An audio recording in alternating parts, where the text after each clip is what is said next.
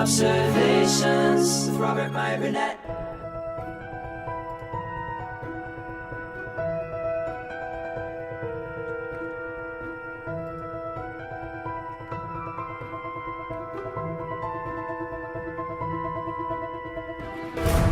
Well, greetings, imagination connoisseurs. Once again, it is I, your Duke of Dope Discourse, your master of fun and wonder, your viceroy of verisimilitude, your sommelier of sci-fi, your archbishop of Banterbury, your chancellor of cheerfulness, your evangelist of the imagination, and your existential Mr. Rogers. That's right, Robert Meyer Burnett, and I'm once again Rob casting at you. You, imagination connoisseurs, you members of this, the Post-Geek Singularity community. This is Robservations episode number 649. Sorry about the clip. I don't know why it was choppy. I'll cut it out so no one will see it. But anyway, it is, in fact, the great William Shatner's 90th birthday today. That clip I was trying to show was when the characters of Mark and Rob meet Bill Shatner in the bookstore, in the Iliad bookstore, from my film, Free Enterprise, that I directed, co-wrote, edited. And it was one of the highlights of my life.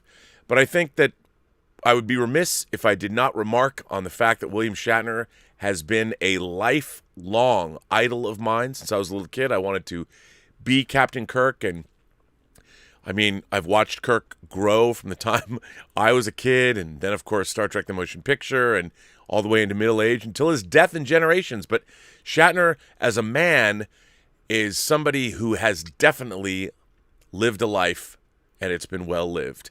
He's got daughters. He's got grandchildren. He's reinvented himself dozens of times. He's won 2 Emmy Awards, both on The Practice and Boston Legal, for playing Denny Crane. The man has been relevant over the decades and is one of the most beloved figures in all of pop culture. He's written comic books. He's written Star Trek novels. He's written memoirs. He's an author, an entrepreneur, an equestrian, an actor. There's many things that William Shatner has not done. There's not many things he hasn't done. That's what I meant. Yes, he's done a lot in his life, and he's somebody I was proud to know and work with. And I went to France with William Shatner.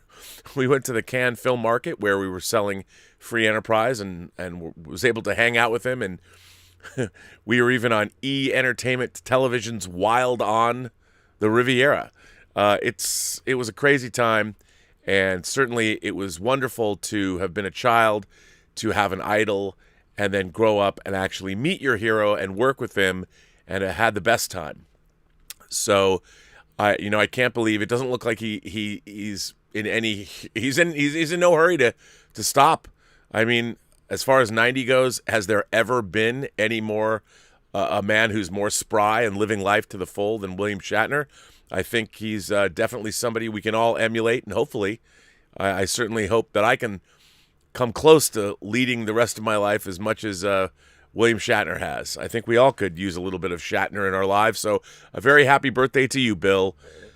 Unbelievable. 90 years young for you, sir. I look forward to the next, to your 100th. I can't wait to celebrate that.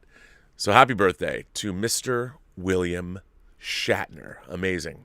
Well, ladies and gentlemen, boys and girls, gentle beings, kind souls across these 28 known galaxies, it happened. We've seen it. I've devoured it twice. I've seen the Snyder Cut twice, and I think the general consensus is that it's much better than the Justice League film we got in 2017. I certainly think it is. It fulfilled everything I wanted from it. I quite enjoyed it. And I think, like all of Zack Snyder's movies, especially his Man of Steel trilogy, it is uniquely his. And I'm there for it. I thoroughly enjoyed his vision of the Justice League, and it felt the way I'd always imagined the characters to exist in my mind. And I really loved it. But now the question remains, will this lead to more? According to what Zack Snyder has been saying, this is it. He's going to move on. He has a deal with Netflix, obviously. He has his movie coming out in May, Army of the Dead. There's a prequel series being developed and an animated series in production. So he's in the Netflix business. I don't necessarily think Zack Snyder is going to come back to Warner Brothers. I don't know. But it really depends on, I think, the success. Nothing succeeds like success. And what we really have to see is how is ultimately the Snyder Cut going to do for HBO Max. Now, sure, a lot of people watched it. It's only been out for a couple days. So the real question is, will it drive subscribers? And will those subscribers stick to HBO Max? Did it generate enough to justify the $70+ million that Warner Brothers and HBO Max put into the restoration of the Snyder Cut? We shall see. I don't think anyone really knows the answer to that now. Clearly, there's a lot of speculation going on, but there were two articles in Variety, one yesterday and one today, that I wanted to cover and go over. The first was yesterday by Owen Gleiberman, and I want to share this article first. So we'll jump into this. Will Zack Snyder be invited to make a Justice League sequel? The answer is a test of whether Hollywood still works. For 45 years, Hollywood has churned out sequels to more or less any movie that makes big enough splash at the box office. The rationale has always been simple. The fans want it. Starting in the mid-1970s with Jaws and Rocky and Star Wars, fan service became the model, the engine, the economic blueprint of the movie business. Yet it was a double-edged sword. The idea that the fans who made a movie into a blockbuster would line up once again for a movie with a Roman numeral after its title that was essentially the same movie but different enough to count as the new and improved version turned out to be a spectacularly successful strategy. Creatively though, it was mostly a bust. For every sequel you could name that satisfied expectations or even on rare occasions surpassed them, there were 7 others that were going through the motions. I remember back in the 80s I was reviewing Poltergeist 2: The Other Side and trying to pinpoint why exactly the movie was so lame. And suddenly I realized why. It had no reason to exist. No reason, that is, apart from the financial imperative. This may now seem obvious, but you can never note often enough that a movie with no reason to exist is probably not going to be a very good movie. The age of the multiverse sequels has, in a way, camouflaged this reality. When a Marvel or a Star Wars movie is conceived as just one piece of tinker toy in a larger structure, it can seem, at the very least, to have a reason to exist. Good or bad, it's another link in the storytelling chain. Yet that same dynamic can also rob a film of purpose. How much investment can we have in a piece of tinker toy? In the end of it isn't even an ending, it's just a stop. In the age of comic book cinema we now occupy, maybe I should say that occupies us, only one thing can make a fantasy blockbuster come fully and thrillingly alive. Zack Snyder's Justice League has that thing. What is it? You could call it vision, and you wouldn't be wrong, but it's also something I would call voice. That's not a quality we associate with comic book movies, but the rare great ones have it. And in Justice League, Zack Snyder's voice comes through in ways at once large and small. It's there in the doomy Wagnerian grandeur, and in the puckish way the movie hones in on a seed coming off a hot dog bun in the bullet time sequence that it introduces the Flash's superpowers. It's there in the way the backstories don't just set up characters but intertwine their fates, and in the way that Snyder, leaving Joss Whedon's genial jokiness on the cutting room floor, replaces it with a sincerity so present it doesn't have to speak its name. It's there in the majestic, symphonic rigor of the battle scenes, and in how the villains, the glittering with malice Steppenwolf, and the dripping with molten corruption Darkseid, comprise a threat at once relentless and remorseless. I love that. I love that idea. In Justice League, Zack Snyder sits astride the pop movie-making machine. He's not just telling a story that's greater than the sum of its parts. He's speaking through that story, crafting a parable of camaraderie and faith. It should be said that my reaction to the film, loving every minute of it, to the point that I'm itching to see it again, is not universal. Some critics thumb their noses. Not every fan is on board. Yet from what I've seen, the reaction to Snyder's Justice League has gone beyond the, well, it's much better than the 2017 version, feeling that even the naysayers acknowledged. There's a collective excitement about the movie.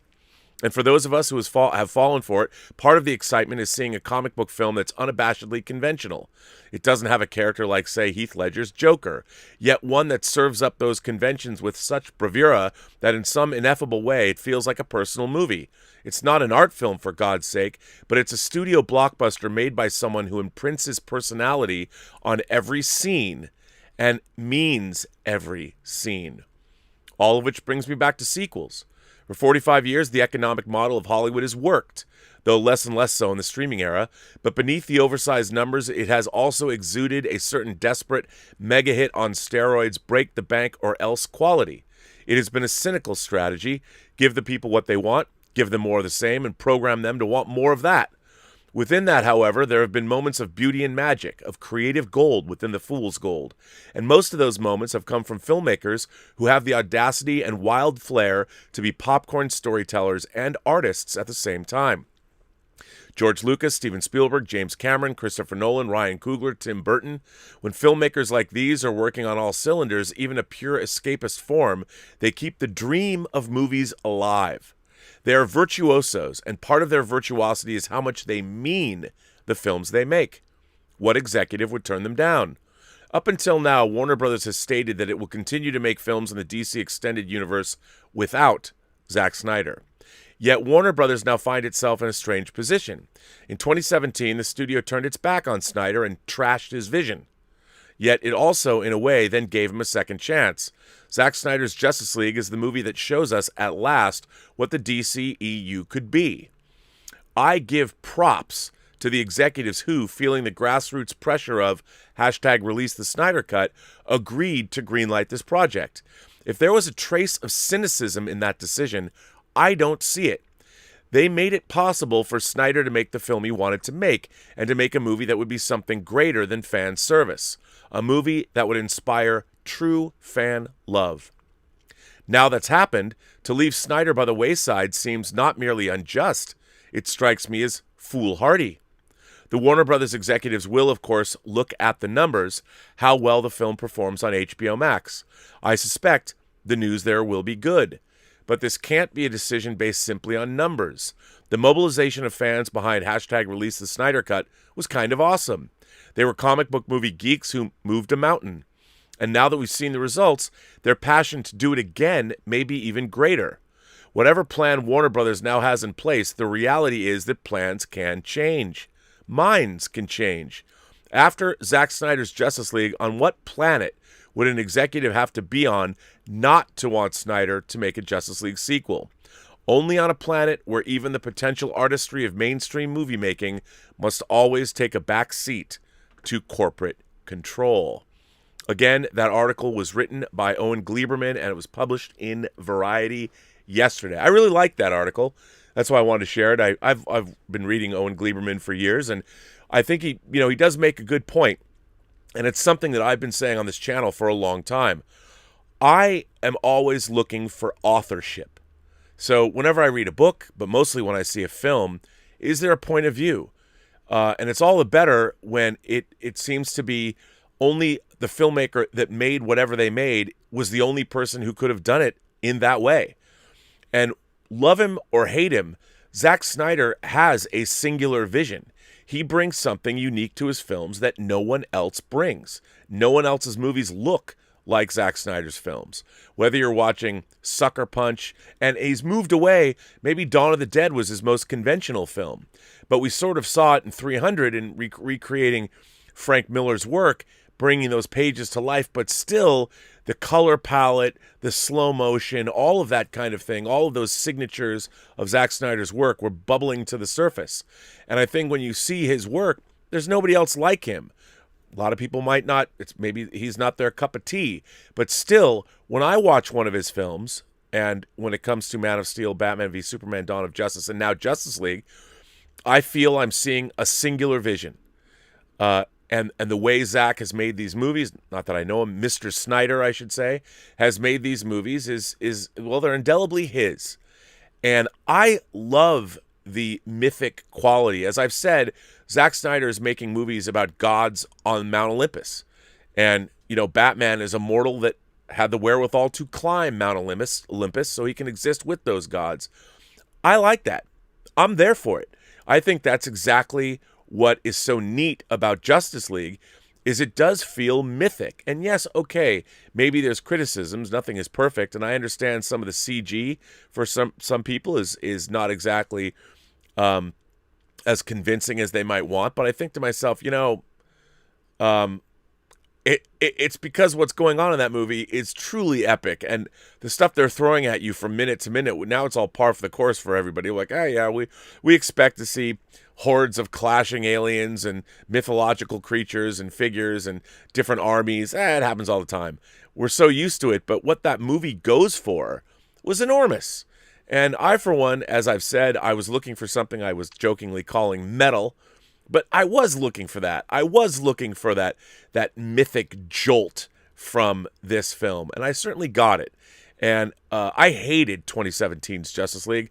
I really couldn't stand it. I felt so betrayed. I loved Zack Snyder's Justice League for what it was. It was Zack Snyder's vision, and I thought that was really great.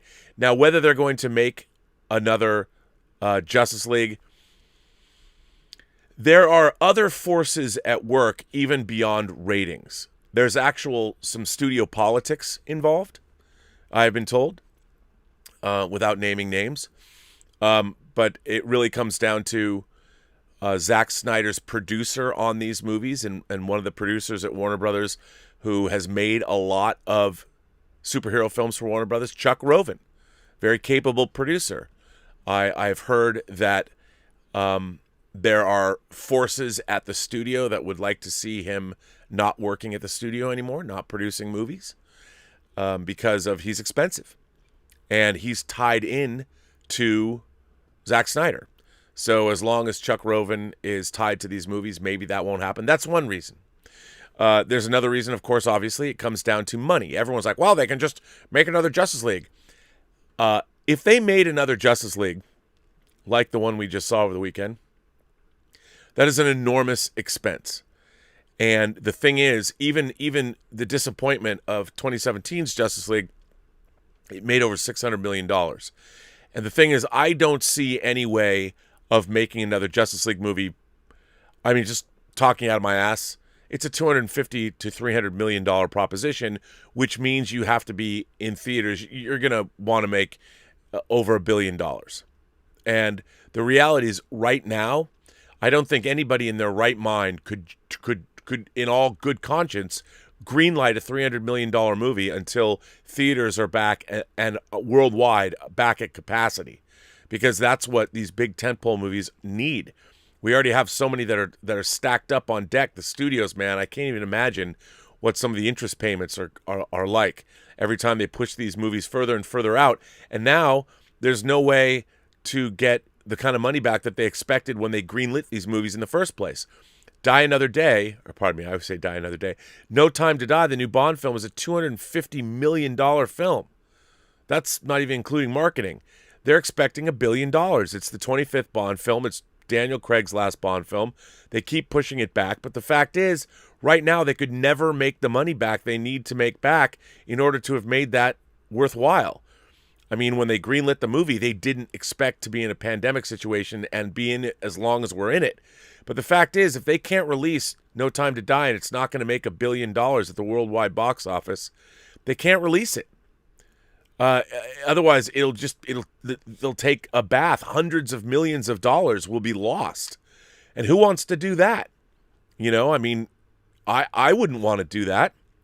So a movie like Justice League right now, nobody, even if they wanted to, even if it was the biggest smash hit in all of HBO Max history, they could not greenlight in all. Look, no studio executive, no one running Warner Brothers, whether it's Toby Emmerich or whether it's Walter Hamada, whomever, no one could greenlight a $300 million movie right now.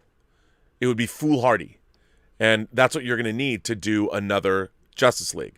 Unless you decide to do it as a series and pare it down and don't make it as grandiose. But it looks like if Zack Snyder comes back and he plays out his trilogy, I don't see that there's any way.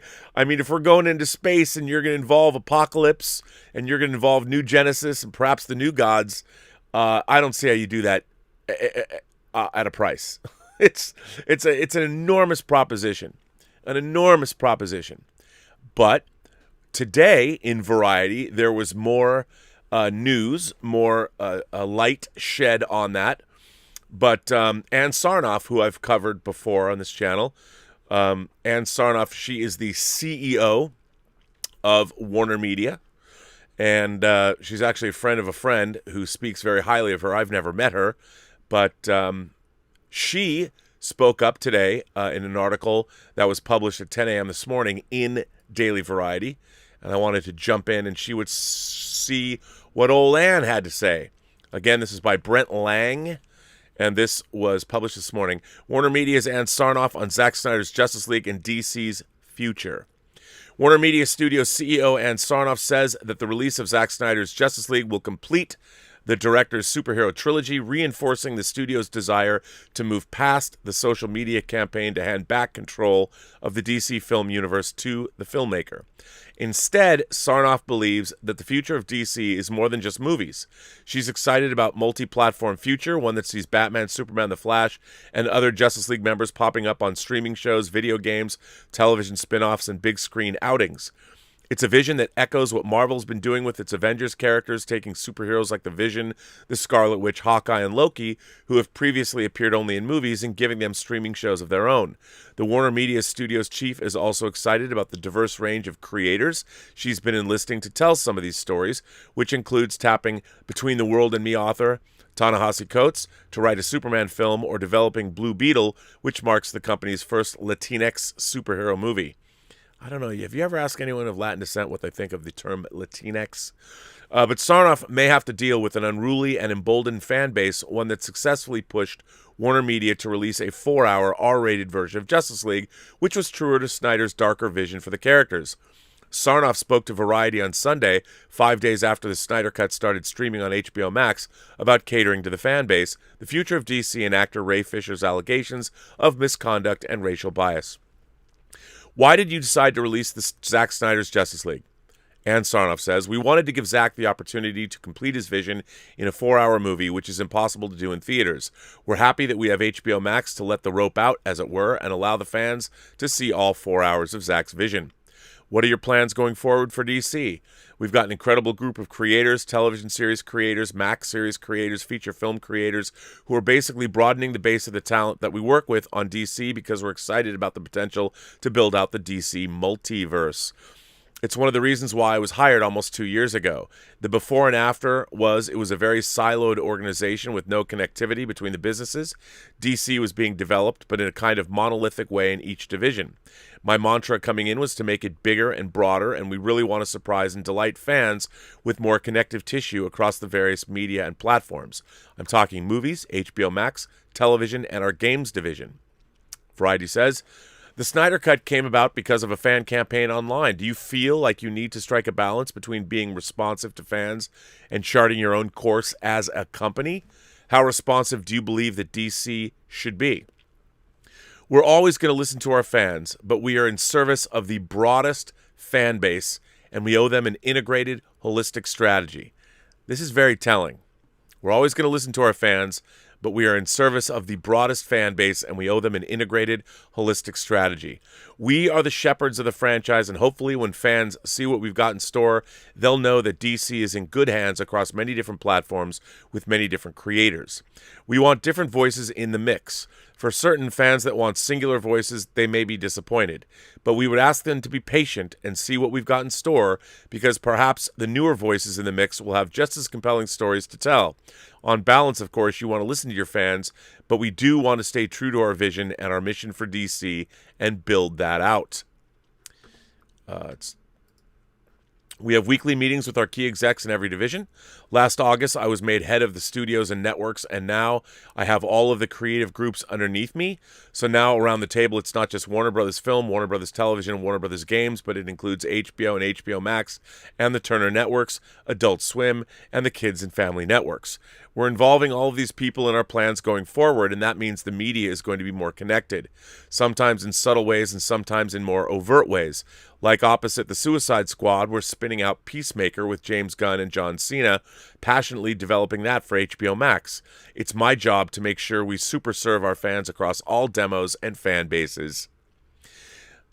Variety says there's also been a toxic side to the fandom, with reports that critics and some of your executives have received threats for not endorsing the Snyder Cut or for being perceived as standing in the way of its release. What's your reaction to that behavior? We're not tolerating any of that, Ansar now says. That behavior is reprehensible no matter what franchise you're talking about or what business you're talking about. It's completely unacceptable. I'm very disappointed in the fans that have chosen to go that negative place with regard to DC, with regard to some of our executives. It's just disappointing because we want this to be a safe place to be. We want DC to be a fandom that feels safe and inclusive. We want people to be able to speak up for the things they love, but we don't want it to be a culture of canceling things that any small fraction isn't happy with. We're not about that. We're about positivity and celebration. And then Variety says, the campaign for Release the Snyder Cut has moved into a new phase. It's now Restore the SNYDERVERSE. What's your reaction to this new campaign? And Sarnow answers, I appreciate that they love Zack's work, and we are very thankful for his many contributions to DC. We're just so happy that he could bring his cut of the Justice League to life because that wasn't in the plan until about a year ago. With that comes the completion of his trilogy. We're very happy we've done this, but we're very excited about the plans we have for all the multi-dimensional DC characters that are being developed right now. Will there be more of these director's cuts, asks Variety. Will we see David Ayer's cut of Suicide Squad? And Sarnow says, we won't be developing David Ayer's cut. Looking at the DC slate, there seems to be an emphasis on creating opportunities for diverse creators and characters. You've got a Latino superhero movie with Blue Beetle, Sasha Calle becoming the first Latinx actress to portray Supergirl, and Ta-Nehisi Coates writing a Superman movie. Is there a concerted effort to take the brand in a more inclusive direction? And Sarnow answers, it's super important to me, and it's in line with what we want to do. We want to branch out and let creators interpret parts of the universe in unique and special ways. Ta-Nehisi working on Superman is incredibly exciting. I can't wait to see what he comes up with. And director Andy Muschietti on The Flash or Patty Jenkins. Matt Reeves just finished filming The Batman against all odds of COVID. We're so excited to finish that movie and have people see it because Matt's take on the Batman is different than other takes. Even familiar characters have lots of possibilities. Variety says, you've talked about breaking down silos in the company. What does that mean for DC?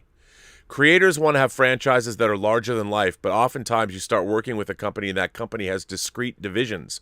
So you become a film creator, you become a television creator, and never the twain shall meet. My role is to pull people together toward a vision that can make the whole more than the sum of the parts. One of the key aspects of that is having a long-range plan. These movies and TV series can take 2+ years to make, so if you're not planning out and bringing other people into that plan, and further accentuates the silos. It's having the plan and then it's having the strategy where all the various businesses work in harmony to create that plan. It seems logical, but it's very rarely done well. One of the things I said to the group early was never let your fans see your org chart, and boy, could the fans see our org chart in 2019. How did viewers and fans see the org charts when it came to DC? They saw this character in movies, and it had nothing to do with that character in TV. Creating that more unified vision, which is coming together with Peacemaker spinning off of the Suicide Squad, and you'll see a lot more of that going forward. You'll also see original things in businesses that don't relate, and that's okay too. But we're not in charge of that decision-making about whether to connect the dots or not. We don't want to be predictable. We want fans to spot Easter eggs at the end of the movie that relate to a movie or show coming up, or a show about to launch on HBO Max. We can harken back to something that was said in the Flash movie, or there could be a cameo appearance of one of the actors from one movie into a current show. And we know about these things, don't we? We do. Variety says, Ray Fisher has accused Warner Brothers executives of racially biased behavior and of trying to impede an investigation into alleged misconduct on the set of Justice League. Did your investigation corroborate any of his claims of racism on the part of your employees? No. Our investigator, Judge Catherine Forrest, has issued statements specifically about DC Films president Walter Hamada, saying that there was no evidence of interference by Walter in the investigation. She said that the cuts made in the Joss Whedon version of Justice League were not racially motivated. We took it very seriously, so I hired one of the top investigators out there and gave her a tremendous amount of leeway. Variety says, Ray Fisher has previously stated that because of a non-disclosure agreement, he can't share specifics about the abusive behavior he endured on the set of Justice League. Is there an NDA that would prevent him from publicly sharing all of the details of what transpired on Justice League? And Sarnoff says, no, not that I know of. The editors dropped in a note here saying, a spokesperson for Fisher responded to Variety's request for a comment with the following statement. Mr. Fisher is no longer under NDA and will comment further when appropriate to do so. Variety says, Walter Hamada has been on the receiving end of a lot of fan criticism. What was his involvement in the production of Justice League? Walter had nothing to do with Justice League. He was not running DC Films in 2017 when Justice League was completed and released. He wasn't put in charge of DC Films until the following year. About a year ago, Walter, Warner Brothers Group head Toby Emmerich, me, former Warner chairman Bob Greenblatt, former HBO Max content chief Kevin Riley, and HBO Max original programming head Sarah Aubrey sat around the table with Zack and greenlit the Snyder Cut.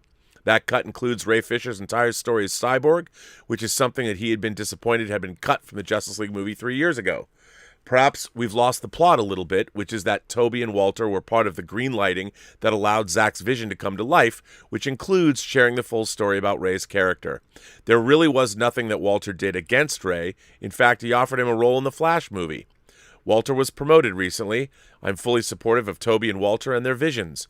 I truly believe they're great executives. Walter happens to be a person of color, so he knows what it feels like. He's bringing in diverse voices at an accelerated pace, more than anyone has in the past. Variety says, you talked about enlisting a broad range of voices when it comes to charting the future of DC. Is there one person calling the shots? The connective tissue in the middle is Jim Lee, who oversees DC Comics. Jim lives and breathes the canon of DC and works with all of the divisions to make sure the storylines are true to the canon. He helps them come up with ideas for new storylines. Jim is very much in the middle of everything, but the group together helps spur on new ideas. But there's not one person calling the shots because I want all the voices in the room to offer their expertise and knowledge. And finally, Variety asks, as superheroes pop up in movies, on television, streaming shows, and games, how do you make sure there's not too much of a good thing? Couldn't that lead to oversaturation? And Sarnow answers, one of the reasons I'm excited about our strategy going forward is that it's multi-dimensional in more ways than one. We're not just serving the same fan base with the same creative vision, we're trying to expand it. Not every fan has to love every piece of what we're doing, but we're putting out more tentacles to be able to reach people with different stories on different platforms so there isn't fatigue. It's not just the same cadence. We're going to mix things up. We'll have a slate of DC movies, but it'll be richer and more multidimensional with a broader array of characters. That will help reduce the fatigue because you'll see a whole story about The Flash, and then you'll see sequels like Aquaman 2 or new takes on Superman or Shazam, which play to a family audience. There would be fatigue if we stayed on a more singular path, but because we are broadening, we'll have much more potential to grow the franchise across various demos and various types of fans.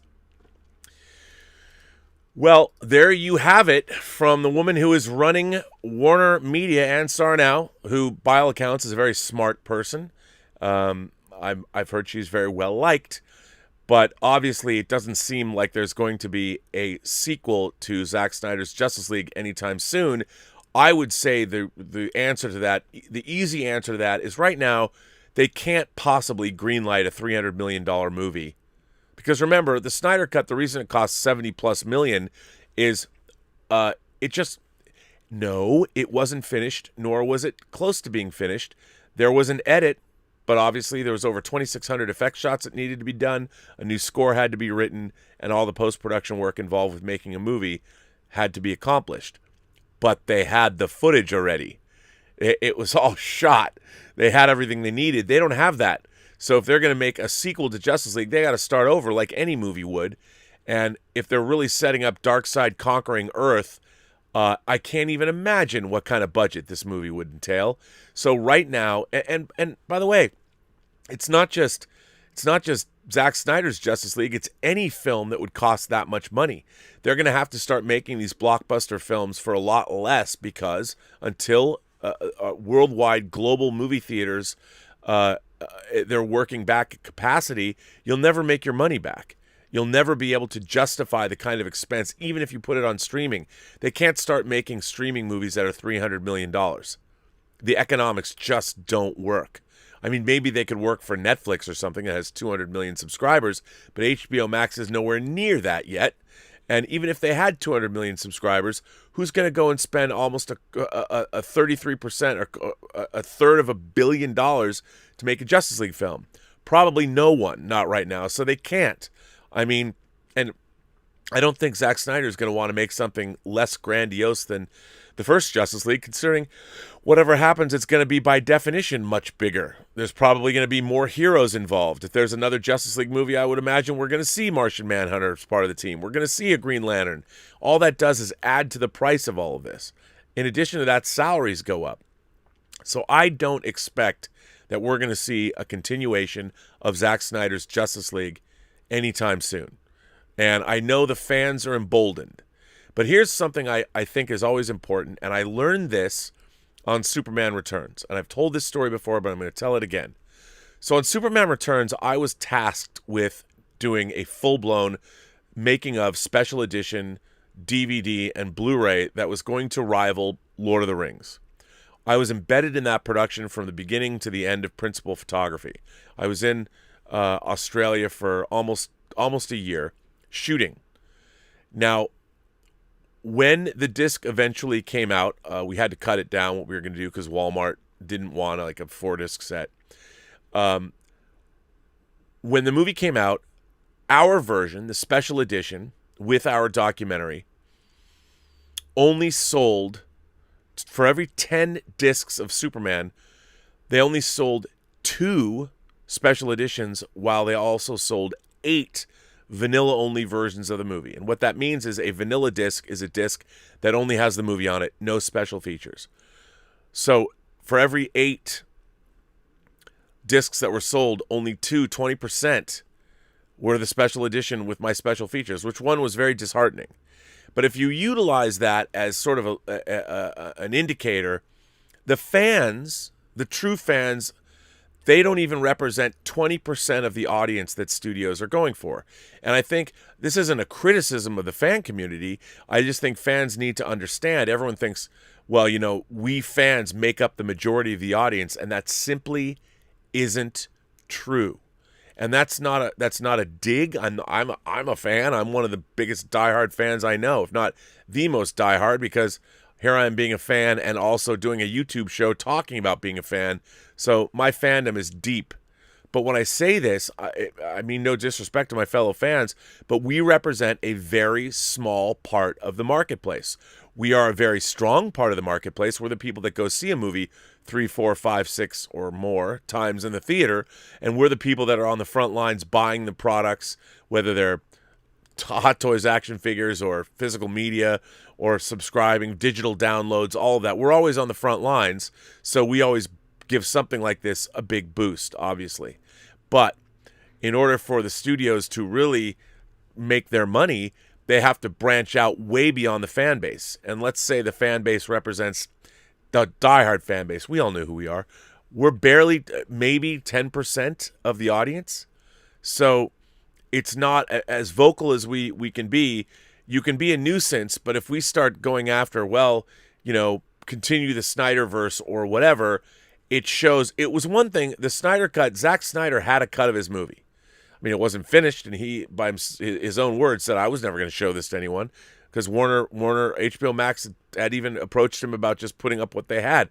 No filmmaker wants to release his work unfinished or her work unfinished. No one wants to do that.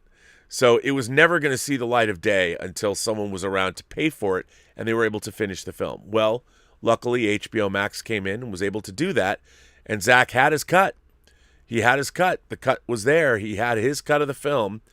And so, as any filmmaker who's working on a movie has a cut of the film, I mean, you always have a cut, but whether it's of use to anyone, well, that's a whole different thing. And that was another thing that I was always talking about. There's no Snyder cut.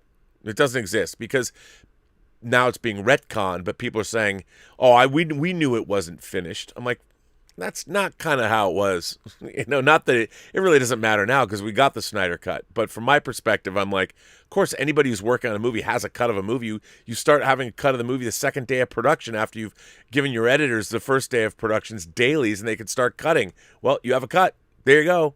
But where they're at in terms of that cut, no one can say. But at least Zack Snyder had the film already shot, so he could show it and go, here's what we're going to do.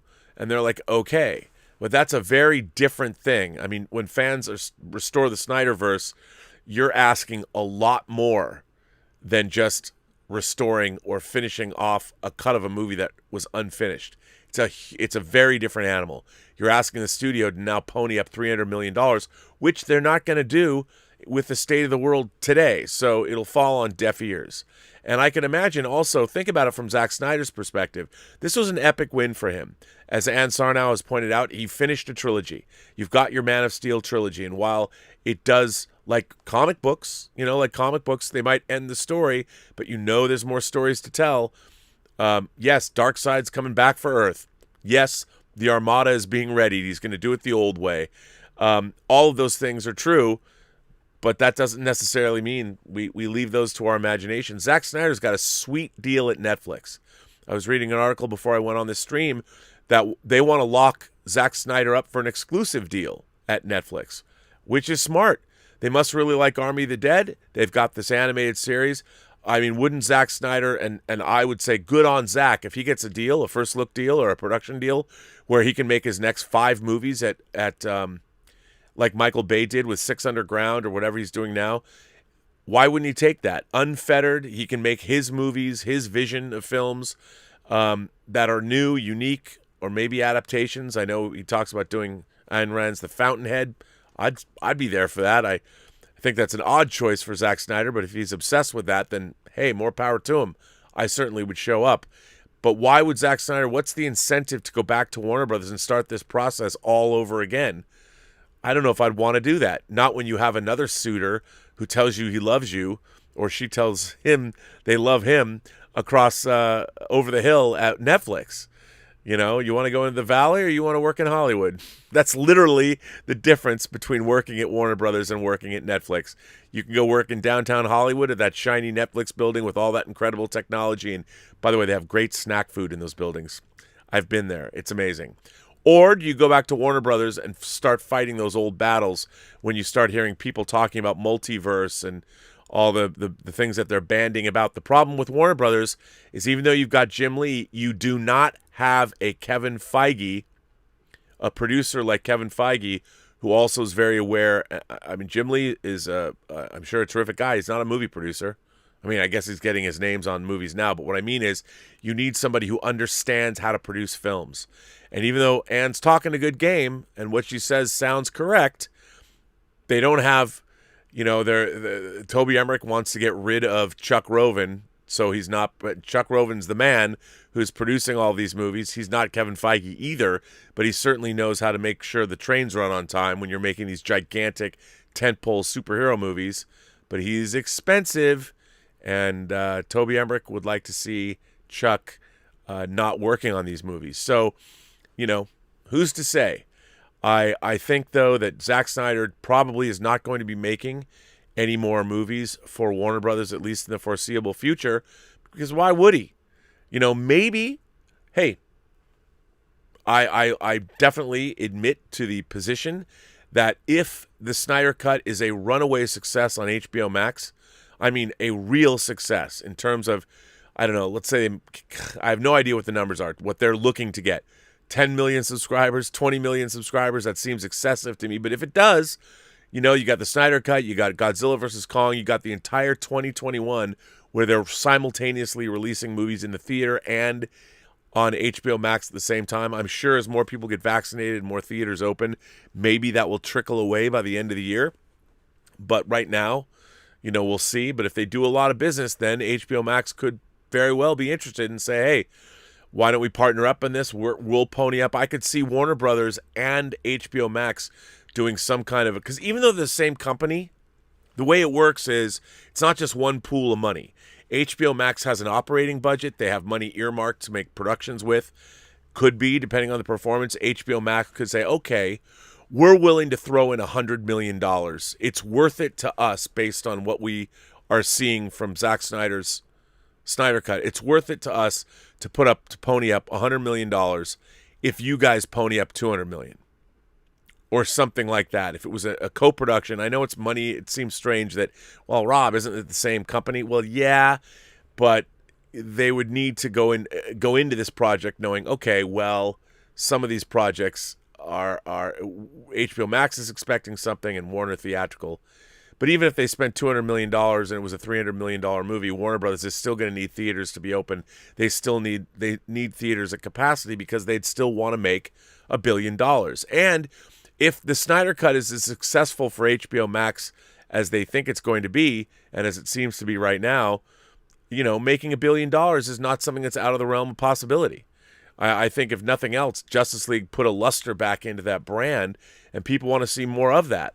Especially even the character, if you look, you now have Cyborg is a viable character that people will like. Wonder Woman, her luster has been restored from the drubbing she took in Wonder Woman 84. So there's a lot you got the Martian Manhunter. You've got a lot of stuff happening as a result of Zack Snyder's Justice League that they could definitely build upon. But if you want to see more of that universe, and you know what? I could even see them bringing Zack Snyder back to produce the way Nolan produced Zack Snyder's early movies. Maybe Snyder will produce, and they'll continue his vision. He'll be the executive producer and consult on the story, and they'll have a new director do it. But again, I don't know if, I kind of would like to see Zack Snyder come and make 2 more Justice League movies. Hell, why not do them back to back? Like Matrix 2 and 3. They shot Matrix 2 and 3 back to back. You got the same cast. I'm of the opinion they should have made 3 Dune movies so they could have Dune Messiah, Dune Prophet, and Dune Messiah, like the books tell the Paul Atreides story, with those characters. If you're going to make a new Justice League movie, why not just make 2 at the same time? Amortize the costs. Same effects, same people. Why not? Who knows? We'll see. But that's what I wanted to discuss today. Very interesting. What do y'all think about what's happening? It's some crazy stuff, but all good. But my final verdict on this, I don't think it's going to happen. I don't think it's going to happen for a number of reasons. But you know what? Never say never again. Boy, that was a terrible song. But anyway, Michel Legrand's score for Never Say Never Again, not great. This one comes from Brian Thomason. Brian Thomason says, Sir, I understand YouTube presentations allow for comments. Even so, I just wanted to send you an email thanking you for your presentation. I was completely unfamiliar with yourself or your work. I stumbled on your channel after watching the Snyder Cut of Justice League and was curious how the YouTube superhero commentariat was reacting. I appreciate anyone who can include in their editorial references to Tarkovsky's Stalker and Wim Wenders' Wings of Desire, 2 favorites of mine, along with Snyder's larger operatic interpretation. I am including the extended cuts of Man of Steel through the extended cut of Batman v Superman, with all of their religio-mythic underpinnings. I much prefer the Snyder interpretive model of the subject matter over the camp of the Marvel multi-film series. I know that puts me in the minority. I think fantasy is at its best when it stays with the big themes that myth convey. This means, among other things, a story that does not take seriously its own myth cannot transport the audience. In 1936, Tolkien wrote an essay, Beowulf, The Monsters and the Critics. It is now considered the beginning of modern Beowulf scholarship. In the piece, Tolkien was arguing why Beowulf should be considered serious literature against critics that rejected the use of monsters. Tolkien leans into the monstrous as the only appropriate foil for a heroic age, which, of course, are the undergirdling of all Nordic literature. Undergirding of all Nordic literature. He constructs an allegory to present his point. A man inherited a field, which was an accumulation of old stone, part of an older hall. Of the old stone, some had already been used in building the house in which he actually lived, not far from the old house of his fathers. Of the rest, he took some and built a tower. But his friends coming perceived at once, without troubling to climb the steps, that these stones had formerly belonged to a more ancient building, so they pushed the tower over, with no little labor, in order to look for hidden carvings and inscriptions, or to discover whence the man's distant forefathers had obtained their building material. Some, suspecting a deposit of coal under the soil, began to dig for it, and forgot even the stones. They all said, "This tower is most interesting," but they also said, after pushing it over, "What a muddle it is in." And even the man's own descendants, who might have been expected to consider what he had been about, were heard to murmur, "He is such an odd fellow. Imagine his using these old stones just to build a nonsensical tower. Why did he not restore the old house? He had no sense of proportion." But from the top of that tower, the man had been able to look out upon the sea. Being able to ascend to view the sea is what fantasy is all about. Thank you for your commentary, Brian Thomason. Brian, well, thank you very much. I appreciate. Sorry, I botched that letter a little bit. What a great letter you wrote. I did not know that story about Tolkien, but the point is well taken. I prefer the mythical treatment of these things as you do. One of the reasons why Wings of Desire, I'm not a particularly religious person by any means, but one of the things I think about Wings of Desire is I would like to believe that the depiction of angels in Wings of Desire is real. Wouldn't it be great to know that those angels exist the way they're portrayed in that film and in the sequel, Far Away So Close, which I greatly love. And where's that Blu-ray? Why can I get Wings of Desire from Criterion, but I can't get Far Away So Close? Come on, man. But anyway, I think your point is well taken. I like grandiose mythic storytelling. It's the exact opposite, as I've said and people have been talking about lately. The DC universe was always about gods amongst men, and the Marvel universe was about men aspiring to be gods or given or granted godlike powers. And there's a difference there. That means, in a way, the Marvel characters are the everyman, whereas Superman, Wonder Woman, Aquaman, even Green Lantern, who used to be a man but was bestowed upon him this incredible power, he's more along the lines of a Marvel character. But these characters that are born into godhood are different from the Marvel universe, where they're men and women that ascend upwards as opposed to being born special. But I like the mythic quality of the DC universe. I think it's fascinating, and I think it's important, and I like it. I like these grandiose, sweeping, Wagnerian. It's like the Ring of the Nibelung cycle. Why not? Gertrude Damerung, bring it on. So yes, I love all that stuff, and I thank you for writing in. Very much appreciated. Let's see. Here's one. This one comes from Omar94. Omar says, "Hi, moderators. Rob and the Post-Geek Singularity. Something I've seen with some movies is how I think they're criticized a little too harshly. Now, granted, it's all subjective, but there are some movies which everyone dislikes, but I don't think are really that bad after I saw them. Unlike everyone else, I actually like Rocky V, and I think it's nowhere near as bad as people say it is. I remember as I was watching it and after it ended, I said to myself, why does this movie get a really bad rap? I think it's actually quite good. The same thing happened when I saw Beverly Hills Cop 3. Yes, it's not as good as the previous two films. Some of the characters from the previous two films are missing, and it's a bit like Die Hard in a theme park, but I actually said to myself, this movie's actually not that bad. I did not feel the same way everyone else does about it. Those are just two examples which come to mind where I thought some movies are nowhere near as bad as people say they are. Thanks, and live long and prosper." Omar, I really appreciate what you're saying, and I think you're correct, but I don't think that Rocky V or Beverly Hills Cop 3 should be the hills that you die on. I think especially compared with the other films in their respective franchises, they can only be considered a letdown. And I think that's where a lot of it lies. It's the films might not be so terrible in and of themselves, but if they're not good compared to the other films of their respective franchises, well, what can you do? This comes from Christopher McCulloch.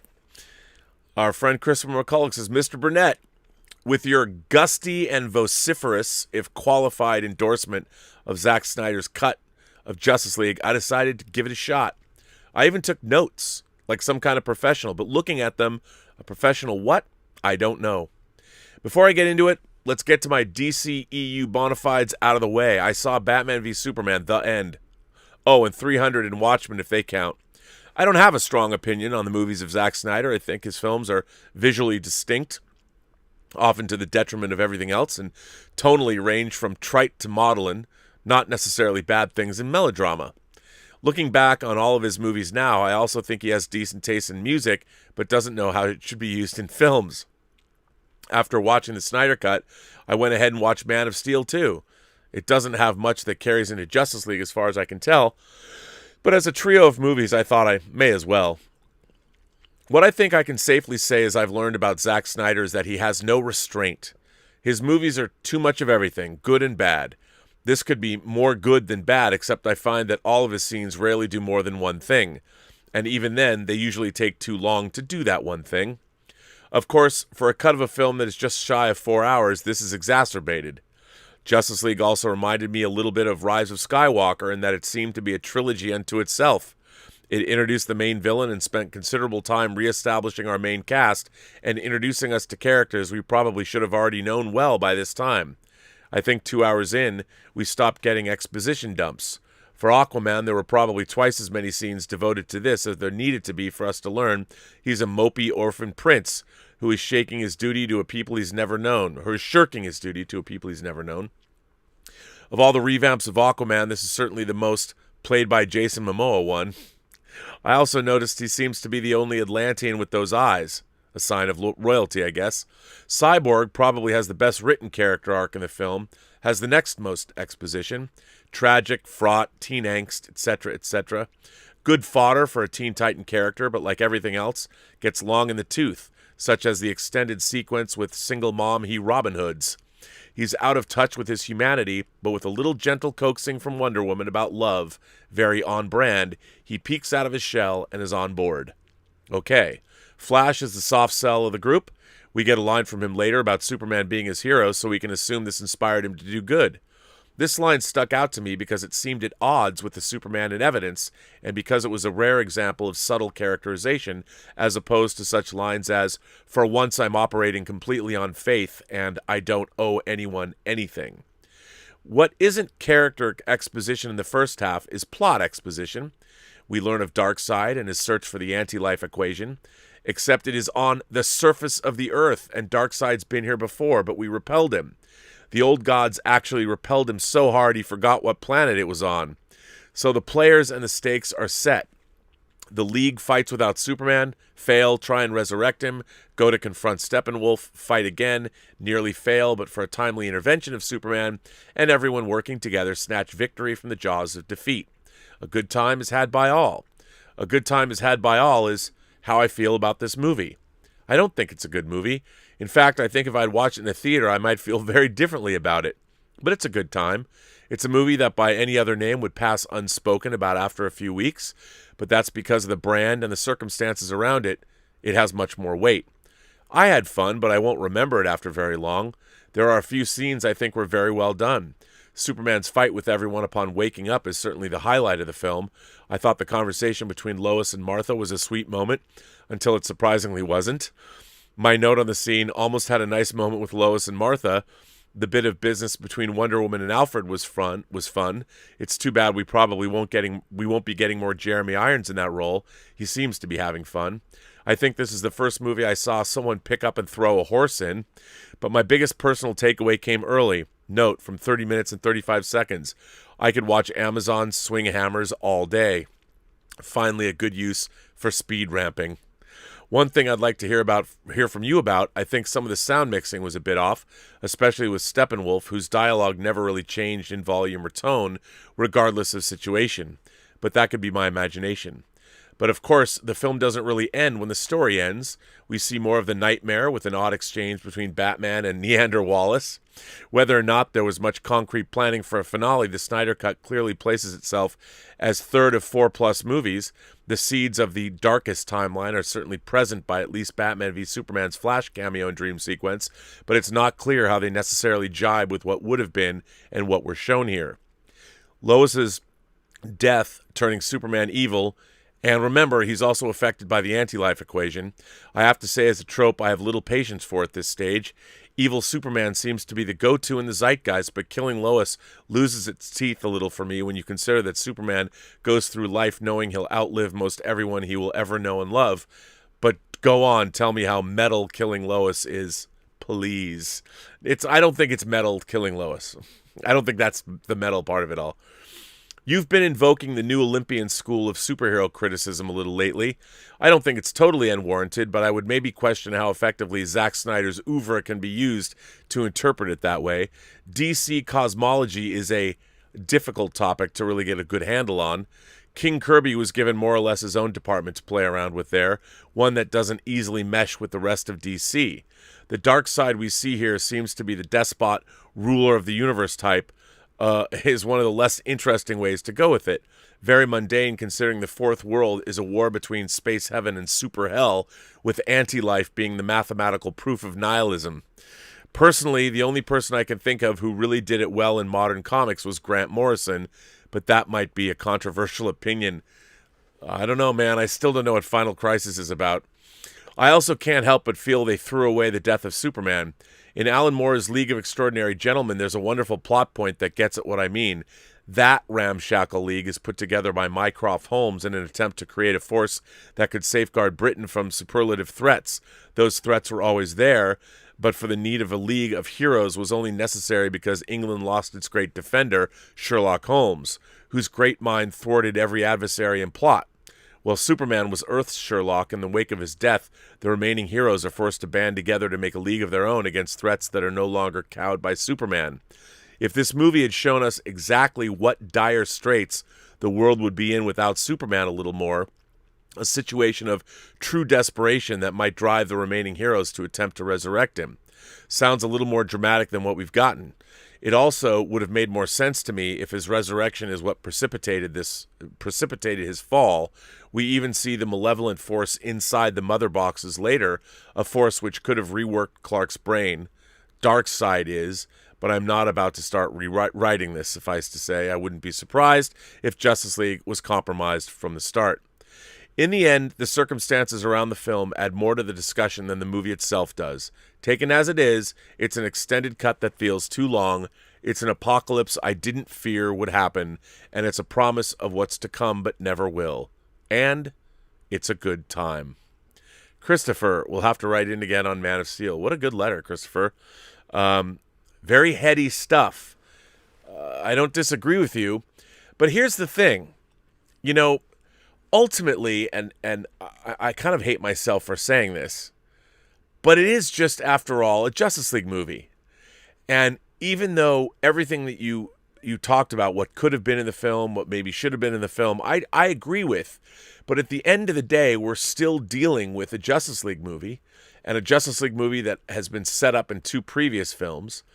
And I think, you know, again, what you're asking for is, I think, absolutely correct. You want an A-list, top of the line, best movie ever made in this space, and that's what you want. And I cannot fault you. You know, I cannot say that you are not incorrect. Everybody wants that. Like, I wanted a Justice League movie to be as good as I think, say, Lawrence of Arabia is, or The Godfather is. I'm still looking for that, to be honest.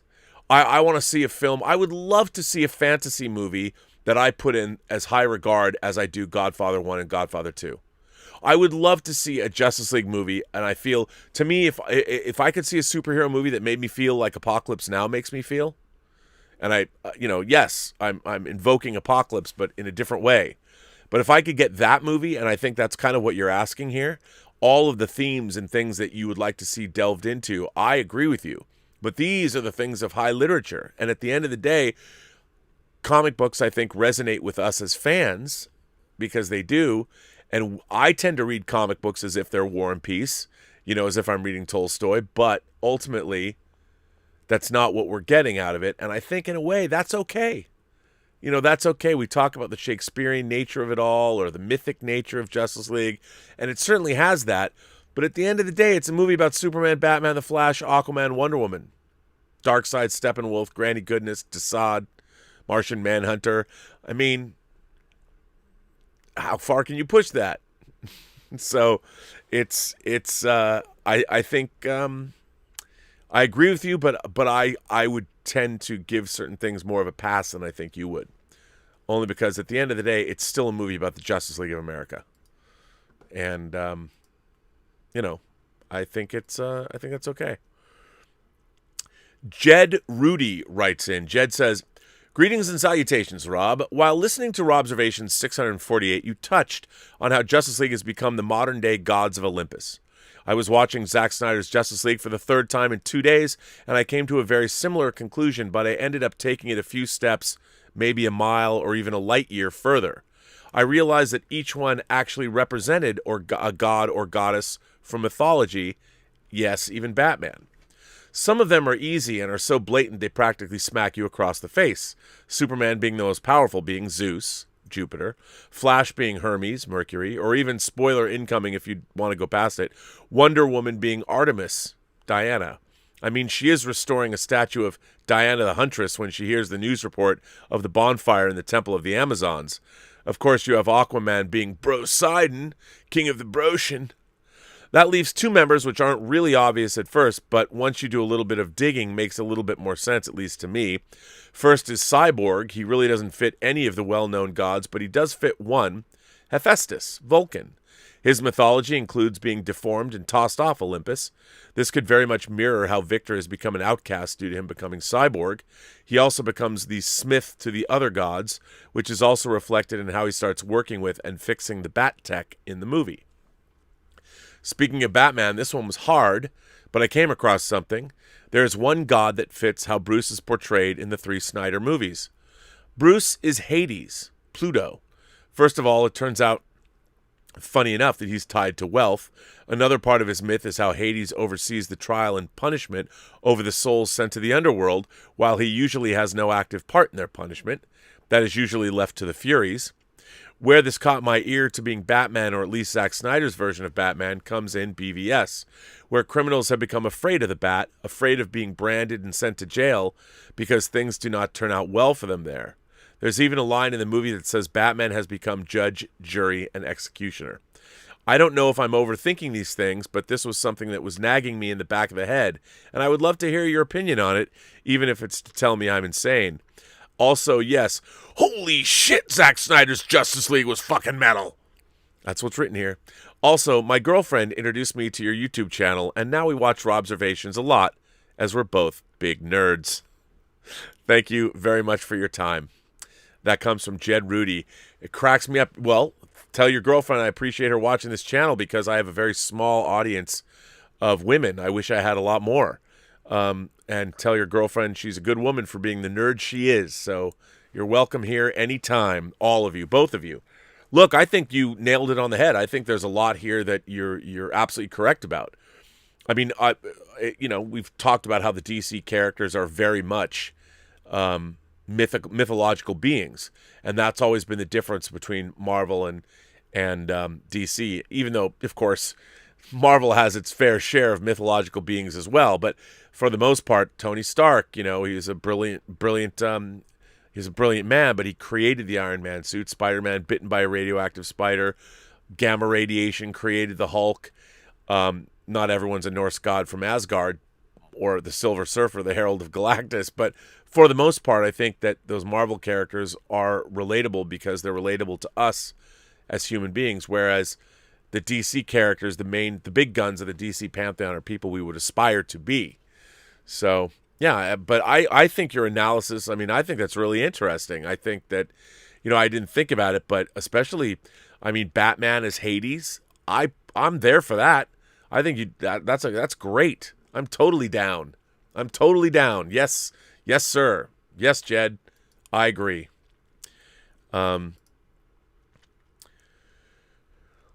Let's see. Here we go. Oh, David Miller writes in, this is a change of pace, but back onto my favorite subject. Hi, Rob. I want you to know that I do think of things other than Star Trek.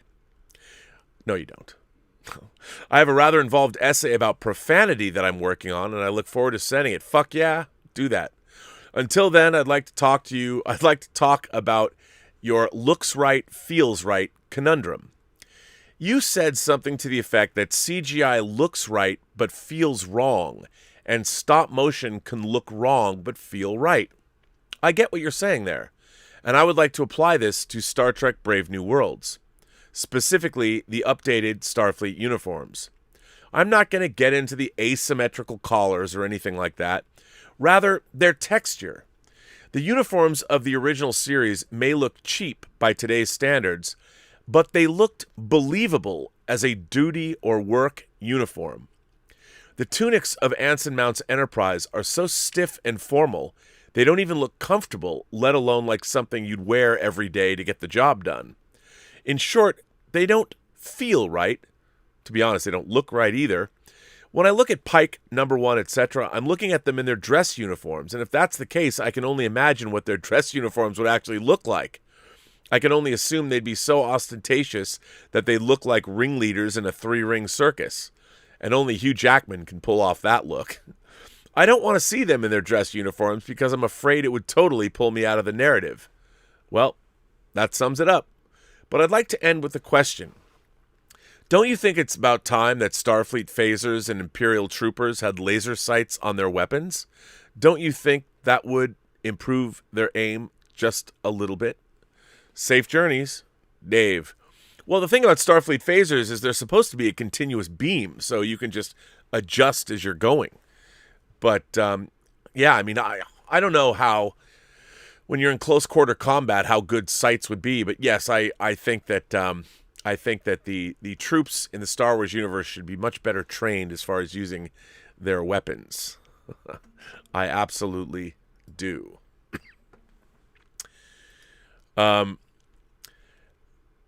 This one comes from Jason Webster. Hi, Robert. I have a question regarding the future of the film industry. In light of how the COVID-19 pandemic has impacted the film industry, do you see the industry returning to the days of Hollywood in terms of studios setting the terms of deals with contracts for directors, actors, and screenplay authors, signing actors and directors to long-term contracts for numerous films and how much they're paid? Because studios are going to have to dramatically cut budgets.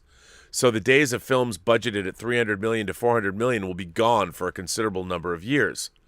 Also on the subject raised in the chat of Robservations episode 648 of why the Jedi wore white with brown robes, why weren't they dressed like Luke Skywalker in Return of the Jedi?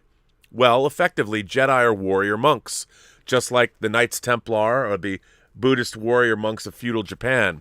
The Soi were layered kimono-like robes of white and tan, of which their version of the Dumaru armor worn by the samurai was worn over the top. The Soi most often wielded the Naginata spear with the thick Tachi-style blades on either end. However, they're equally proficient in using the Tachi sword and Yumi, bow used in archery. The most famous of the Sohi was the Benki, who were loyal to the famous Minamoto army, General Minamoto Yoshitsune. Yoshitsune, feared by all for his consummate skill as a warrior, won the definitive battle of the Genpei War, one of the many battles Yoshitsune won in the concluding years of the war. Yoshitsune was the half-brother of Minamoto Noriyotomo, who became shogun after he established the Kamakura Bakufu that ushered in the Kamakura period. Up until then, the era between 794 AD and 1185 AD is known as the Heian period. Kamakura was a fishing village teeming with markets that was nestled within the Kanagawa prefecture when Yorimoto chose it as the seat of his administration. The fact that it housed provincial government offices was one of the reasons it caught Yorimoto's attention. Benki would be killed by archers while holding a bridge over the Koromokawa River in front of the castle where Yoshitsune and family resided. Benki's heroic stand gave... It's so hard to read this with all these names. Yoshitsune time to commit seppuku to avoid capture by Yoritomo's forces. His family also committed suicide to avoid capture. It is believed Benki's expertise of the Naginata Tashi and Yumi led to the deaths of 300 men until finally his arrow-riddled body succumbed to his wounds. He was only 34 years old. It was said his bear-like physique made Yoritomo's forces fear directly engaging him on the bridge. His stand was a testament to the level of mutual respect, friendship, and loyalty that had developed between Benki and Yosasune. What I have written seems especially fitting, as Star Wars was partially inspired by samurai epics directed by Kurosawa, most visibly The Hidden Fortress. I would like to weigh into the supposed controversy. You know what, though? Let me say something about that. I agree, but the robes, I think Ben Kenobi was portrayed as being a desert dweller, and his costume made sense in Star Wars. Luke's costume at the end of the day in Return of the Jedi, I don't know why they chose for him to be wearing black. He also wore a cloak when he went to Jabba's palace, obviously. Again, probably a desert thing, because it doesn't, even though Tatooine had suns and it was arid, it didn't necessarily have to be clearly from those robes that it was not necessarily hot.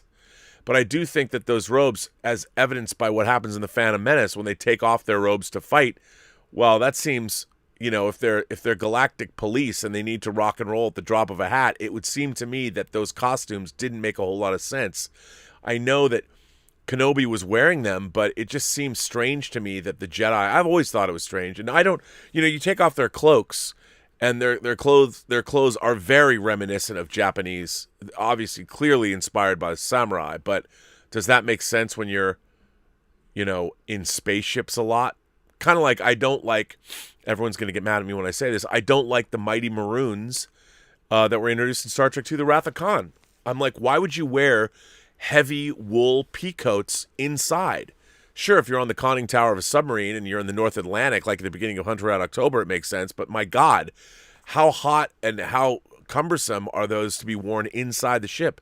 That's why I like the costumes. I mean, look, aesthetically, maybe the uniforms in Star Trek The Motion Picture weren't the best, but they made sense to me when you're on a long star voyage. You'd have to be comfortable. But anyway, now you go on something totally different. I would like to weigh in. Again, let me go back to this letter comes from Jason Webster. I would like to weigh into the supposed controversy surrounding the charity stream for Zack Snyder's Justice League.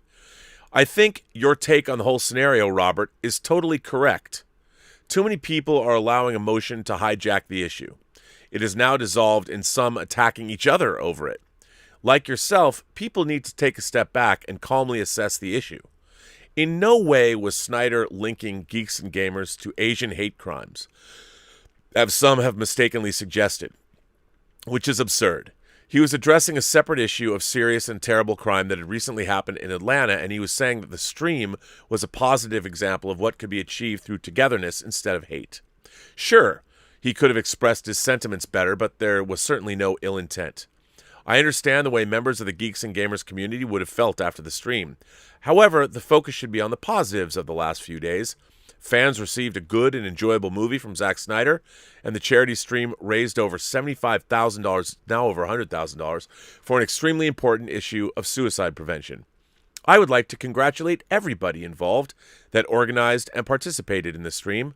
Great credit to you all, and to those who donated to raise awareness and donations to such an important issue. Yourself, Robert, have participated in such streams. It's wonderful that we have people such as yourself contributing positively to cultural and social discourse on YouTube.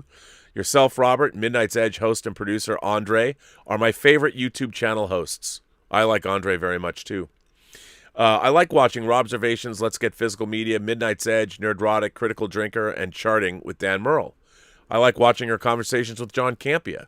I don't always have to agree with or like what is being said, but it generates healthy, honest, interesting, and entertaining discourse on topics. You can have agreements and disagreements with people on topics and still remain calm and civil toward each other throughout. Why be angry, disrespectful, and shout down another person over a topic? That seems ludicrous to me. We're only on Earth a short time. We should enjoy ourselves while we're here. To borrow a few words from a certain famous, sagely late 20th century philosopher bard, let's go crazy and party like it's 1999. Why cause controversy? But I've slightly digressed. On a more serious note, in light of that terrible incident, I would love to see Geeks and Gamers and Zack Snyder participate in a charity stream to raise donations for an Asian community organization located in Atlanta. During the stream, they discuss their favorite Asian films and television shows and raise awareness of the positives contributed by Asian communities across the U.S. I would like to finish by saying we should be focused on and celebrate the things we have in common, not the differences. It's what unites us that makes us strong. For that famous phrase from a U.S. World War II propaganda poster reads, "United we stand, divided we fall." That phrase was used in the 1970 song United We Stand, performed by the Brotherhood of Man, and Tupac Shakur's song Last Words from 1993. The United We Stand part has been written in songs performed by Judas Priest, Taylor Swift, Kid Mac, and the Asian Dub Foundation, amongst others. I look forward to future episodes of Robservations, especially ones featuring letters from the wonderful Emma Bannon and the incomparable Willow Yang. Willow rocks. It is people like Emma and Willow that make me glad to be a part of the Post-Geek Singularity. To yourself, Robert, and other members of the Post-Geek Singularity, have a great start to the week and stay happy, healthy, and safe. Well, Jason, since you brought up two of the, I think definitely both Emma and Willow are kind of heartthrobs around these parts, would it surprise you to know that I have a letter from Willow to read? Why, yes, I do. Why don't I jump in and read it? Ladies and gentlemen, Miss Willow Yang with some more of her Willow talk. Oh, hi, Rob. I am writing my review for The Thaw, which Joseph claimed is one of the best episodes from Voyager. And since Voyager is objectively the best Star Trek series of all time, then The Thaw is the best episode of the entire Star Trek franchise, right? To give a recap, the crew comes across a planet that had apparently suffered a major ecological disaster decades earlier. They discover 5 pods of humanoid aliens, 2 of them already dead, while the remaining 3 are in stasis with their brains connected to a central computer. In an attempt to bring these 3 survivors out of their stasis, Torres and Kim connect themselves to the central computer and find themselves in a bizarre circus that is ruled by a sadistic clown. They encounter the 3 survivors and learn that the clown is a physical manifestation of their fear and has been keeping them prisoner in this virtual reality, having executed their 2 companions after they tried to escape from the simulation. The clown agrees to allow Torres to be released so she can inform Janeway of the situation and proceeds to torment Kim and the other prisoners. Janeway sends the doctor, who, being a hologram, is insusceptible to getting imprisoned in the virtual reality, to negotiate for the release of the hostages. When that fails, they attempt to shut down the simulation, but the clown discovers the plot and executes another prisoner. Finally, Janeway manages to deceive the clown by offering herself to him in exchange for Kim and the 2 remaining aliens, but instead connects herself to the central computer without being in stasis and sends in a holographic version of herself to meet with the clown. With the hostages secured, the crew dismantles the simulation and the clown fades away into darkness. The end. From what I can gather, The Thaw appears to be rather divisive. People seem to either love it or hate it. I happen to find myself smack dab in the middle. There were elements of the episode that I quite liked, and other elements that I really did not care for. Personally, I suspect that the primary determinant of whether this episode works for you or not is whether you're a fan of the 60s era of television. The Thaw is an unabashed throwback to the original series. The goofiness, camp, and surrealism found in episodes like The Squire of Gothos, Cat's Paw, Plato's Stepchildren, and many others. The difference for me, however, is that I was able to watch those aforementioned episodes, having gone into TOS with the knowledge that the series is from a different era and would be different, tonally and aesthetically, from the modernized television that I'm used to. Voyager, however, was made in the mid-90s and generally had a much more modern aesthetic. Hence, I was unprepared to encounter an episode like The Thaw. The cheesiness and glaringly fake set pieces that I could forgive TOS for just didn't work for me here. It felt jarring and out of place for the series. Related to this, I think that the character of the clown is polarizing. There are people who will love him. I personally find him to be insufferable. I never liked Q from the Next Generation. I couldn't stand Trelane from the Squire of Gothos, and I spent the entire duration of the thaw itching to punch the clown in his smug, smirking face. And perhaps that's the point. Perhaps the writers intended the clown to be a villain. Oh, sorry, I should say antagonist. God love you, Willow. That the audience loves to hate. I do, however, think it's a bit of a wasted opportunity for the episode not to explore the ethical issues regarding AI and sentience. The clown could be made a more sympathetic character, like the holographic Moriarty in TNG's Ship in a Bottle, raising an interesting morality debate on whether an AI entity has the fundamental right to exist. The thaw does give a nod to the question, but ends up ignoring it in favor of more flashy scenes of the characters being terrorized in crazy and colorful manners. Moreover, I find the idea of a group of aliens all the way from the Delta Quadrant apparently also having clowns and circuses to be rather implausible. Could the writers have imagined some other manifestation for fear? Unless this is a veiled reference to Stephen King's that just went over my head. Even though I'm personally not a fan of the villain and the overall tone, there are still elements of the thaw that I did enjoy. I absolutely love the role that the Doctor was given. The decision to send him as the negotiator to circumvent the dangers of a humanoid crew member getting taken hostage was ingenious.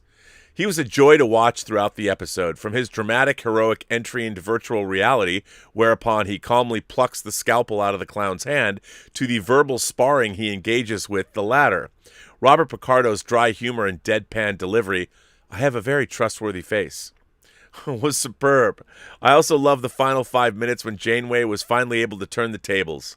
The ending, with the clown finally getting his comeuppance as his world fades away into darkness, was both haunting and incredibly satisfying. Ultimately, I'm pretty mixed on the thaw. The cheap aesthetics and madcap tone of the episode did not work for me. However, I did really enjoy the roles of the Doctor and Janeway. I would be curious to hear a counterpoint, if Joseph hadn't already written up one, on why I'm wrong, and this episode is objectively one of the best of the Star Trek franchise. Live long and prosper, Willow. God, I love you, Willow. It's too bad that you and I just can't sit down and you can tell me.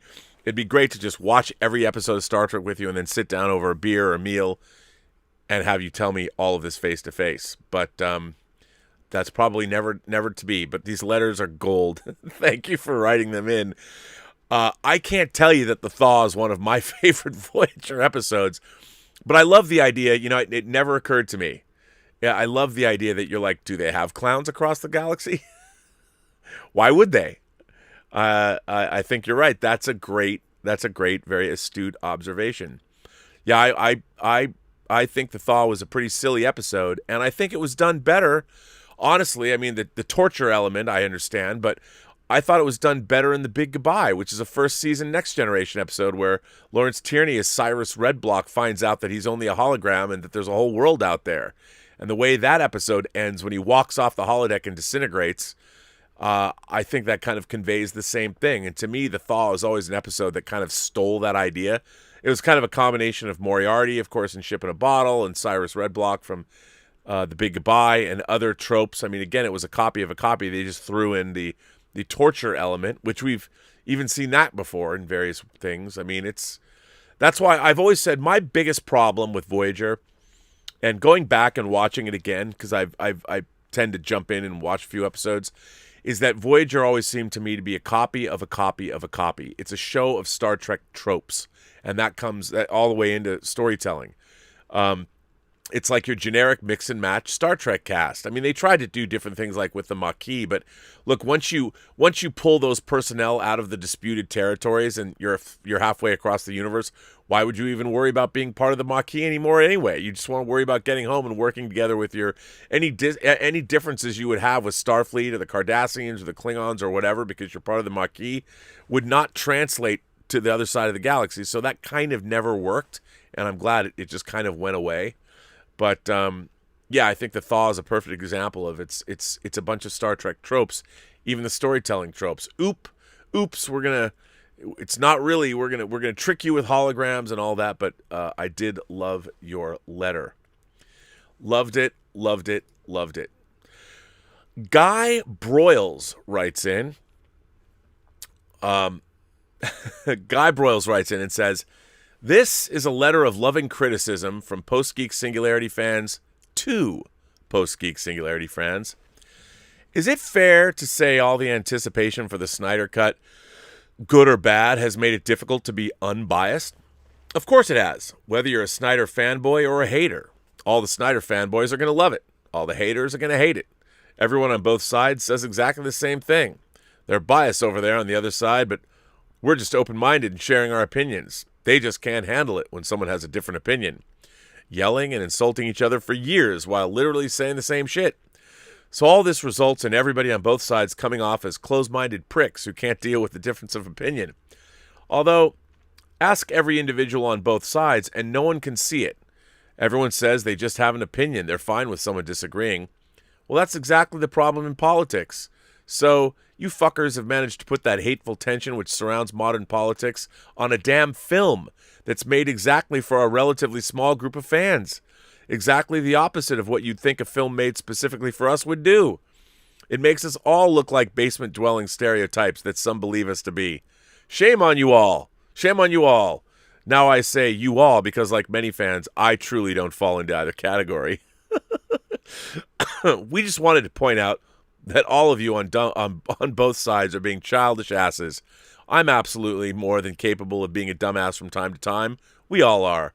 So, we still love you all. We were just saying, for his glory, for dark side. Well, Guy, you make a good point, though. I mean, the fan community is a small community, and we shouldn't be mad at each other. We're all fans. I mean, I think it's kind of interesting. It's just a movie. You know, if you like it, good. If you don't, I can understand that. You know, it's sort of, I understand why he's why it's problematic for people. You know who wrote in? Kevin Rubio, maker of Troops, who's been on this show. Kevin Rubio says, "My thoughts on Zack Snyder's Justice League, the 2021 film, and those preceding it. I liked some of Man of Steel, but blamed David Goyer more than Snyder for what I saw as its tonal failings. I thought Batman v Superman was ill-conceived and suffered from studio mishandling. The extended cut did solve some pacing problems and character development, but in my opinion, it's still a film that tried to do too much too soon and wound up doing very little right, with the possible exception of Batman's fight sequence at the end and Ben Affleck's characterization of Bruce Wayne." You might have meant Batman. Maybe you did mean Batman's fight. Justice League was a travesty, both editions. I haven't watched it since its initial release. Though I do commend Zack for his casting choices of the eventual Justice League, it was way too much to cram into one film. But I gotta say, Zack Snyder's Justice League is pretty good. His needle drops are a bit overbearing, and they tend to take me out of the scene, but even at 4 hours, I thought this was well-paced. The characters were fleshed out, the action sequences were well-staged, and the story made sense. If you're not a fan of Snyder's style of filmmaking, I don't think this film will make you a convert, but it's nice to see an artist get his chance to restore his vision that was taken away under such tragic circumstances. And if it raised money and awareness for suicide prevention at the same time, so much the better. And for what it's worth, here are some random thoughts on Man of Steel. Goyer was still very much in the Dark Knight trilogy mode when he conceived of a different take into Superman, a first contact sci-fi story, and how the world would react to a super being. It drips in cynicism for the then and perhaps now young 21st century society that has grown up around instant gratification, usernames with no consequences, and metrics that feed people a constant bias feedback loop. Superman, spawned from the era of the Great Depression, was a savior, a messianic character meant to save society from the ills of corrupt politicians, abusive spouses, and greedy landlords who evolved over time into a symbol of hope. Superman does not change. He is the stalwart, as big as the planet he lives on. And like the overview effect, when you come into his orbit, it is you who is forever changed by the experience. This is difficult to portray on film, which traditionally relies on drama and conflict and relatability. The audience can't relate to Superman, so the filmmakers chose the course of making the environment more relatable, more gritty, more real. The adverse effect of that being for a film is that the adverse effect of that being for a film that is supposed to be about a man that brings hope, you leave the film with very little of it. I also feel that the way in which Zack shot the final battle subliminally had an adverse effect on the audience, especially those who saw it in theaters, and it has to do with the point of view. There had been equal, if not more, destruction in the Avengers' climactic Battle of New York, but the audience didn't have an adverse reaction to that. The difference? In Avengers, you were either above the destruction, or when it was on the ground affecting people, a hero was always there with them, protecting them, directing them, leading them to safety. In Man of Steel, Zack separates the humans from the gods. He films from the ground with a handheld camera as destruction rains down on a populace forced to defend themselves from a Superman who seems unaware of or unable or ill-equipped to handle the fallout. In the filmmaker's pursuit of giving us a film that hoped to treat the audience with respect and intelligence by presenting a realistic depiction of gods come to Earth, they forgot that this god is not realistic. Like all gods, he is inspirational. Ooh, Kevin, I like that. You know what? That's a really great point. That's a really great point. Very good. Thank you for writing that in. That's, yeah. I like that. Tatum Benz writes in. Tatum Benz says, I was watching a recent video discussing the Snyder Cut and the black suit. As a fellow geek who was buying comics during the original Death of Superman run in the 90s, I've always felt the various remakes or revisions of the story as lacking in effort. I found the recent animated version of the story better, to the point of introducing it to my daughter and explaining the story. As for the black suit, aside from looking badass and using death imagery, I've always thought it was also to amplify the solar radiation, which was what brought him back to life. In essence, the black suit would allow him to recover faster. I'm not sure if it was ever discussed in canon, but I find that it makes it work out well in my mind. Keep up the good fight. I always learn something new with every episode. Tatum. Well, first of all, that you learn something new is about the best compliment you can give me. I learn something new every episode from somebody. But I like that idea. I think, though, that honestly, I think that Superman got that suit from the Kryptonian ship, and the Kryptonians were wearing those black uniforms.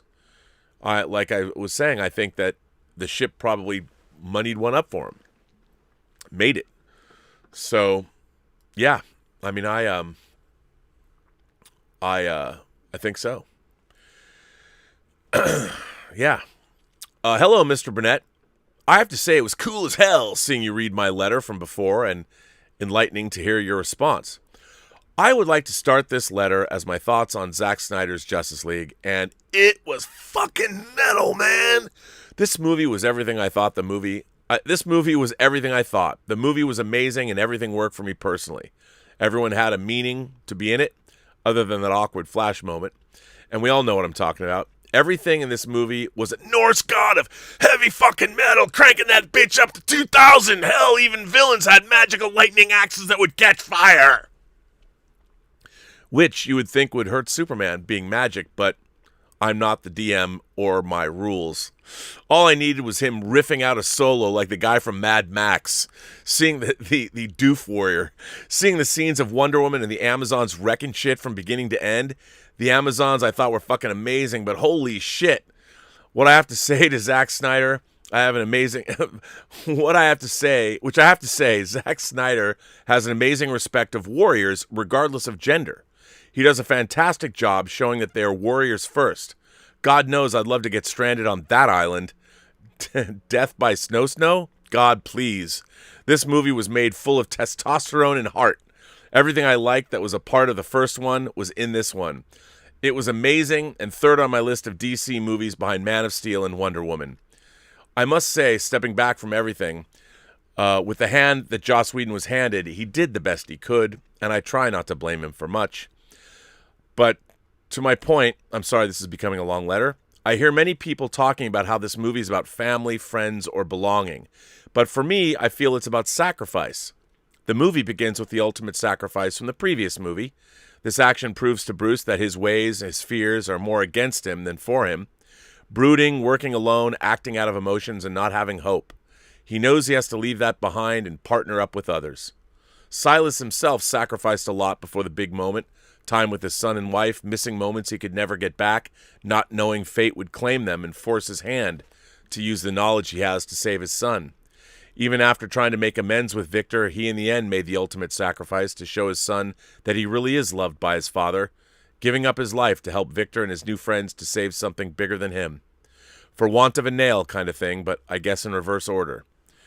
This I believe helped Victor beat the mother box ploy. I'm not broken, I'm not alone. To me, the redux of Superman's first fight scene is what got me on the train of sacrifice.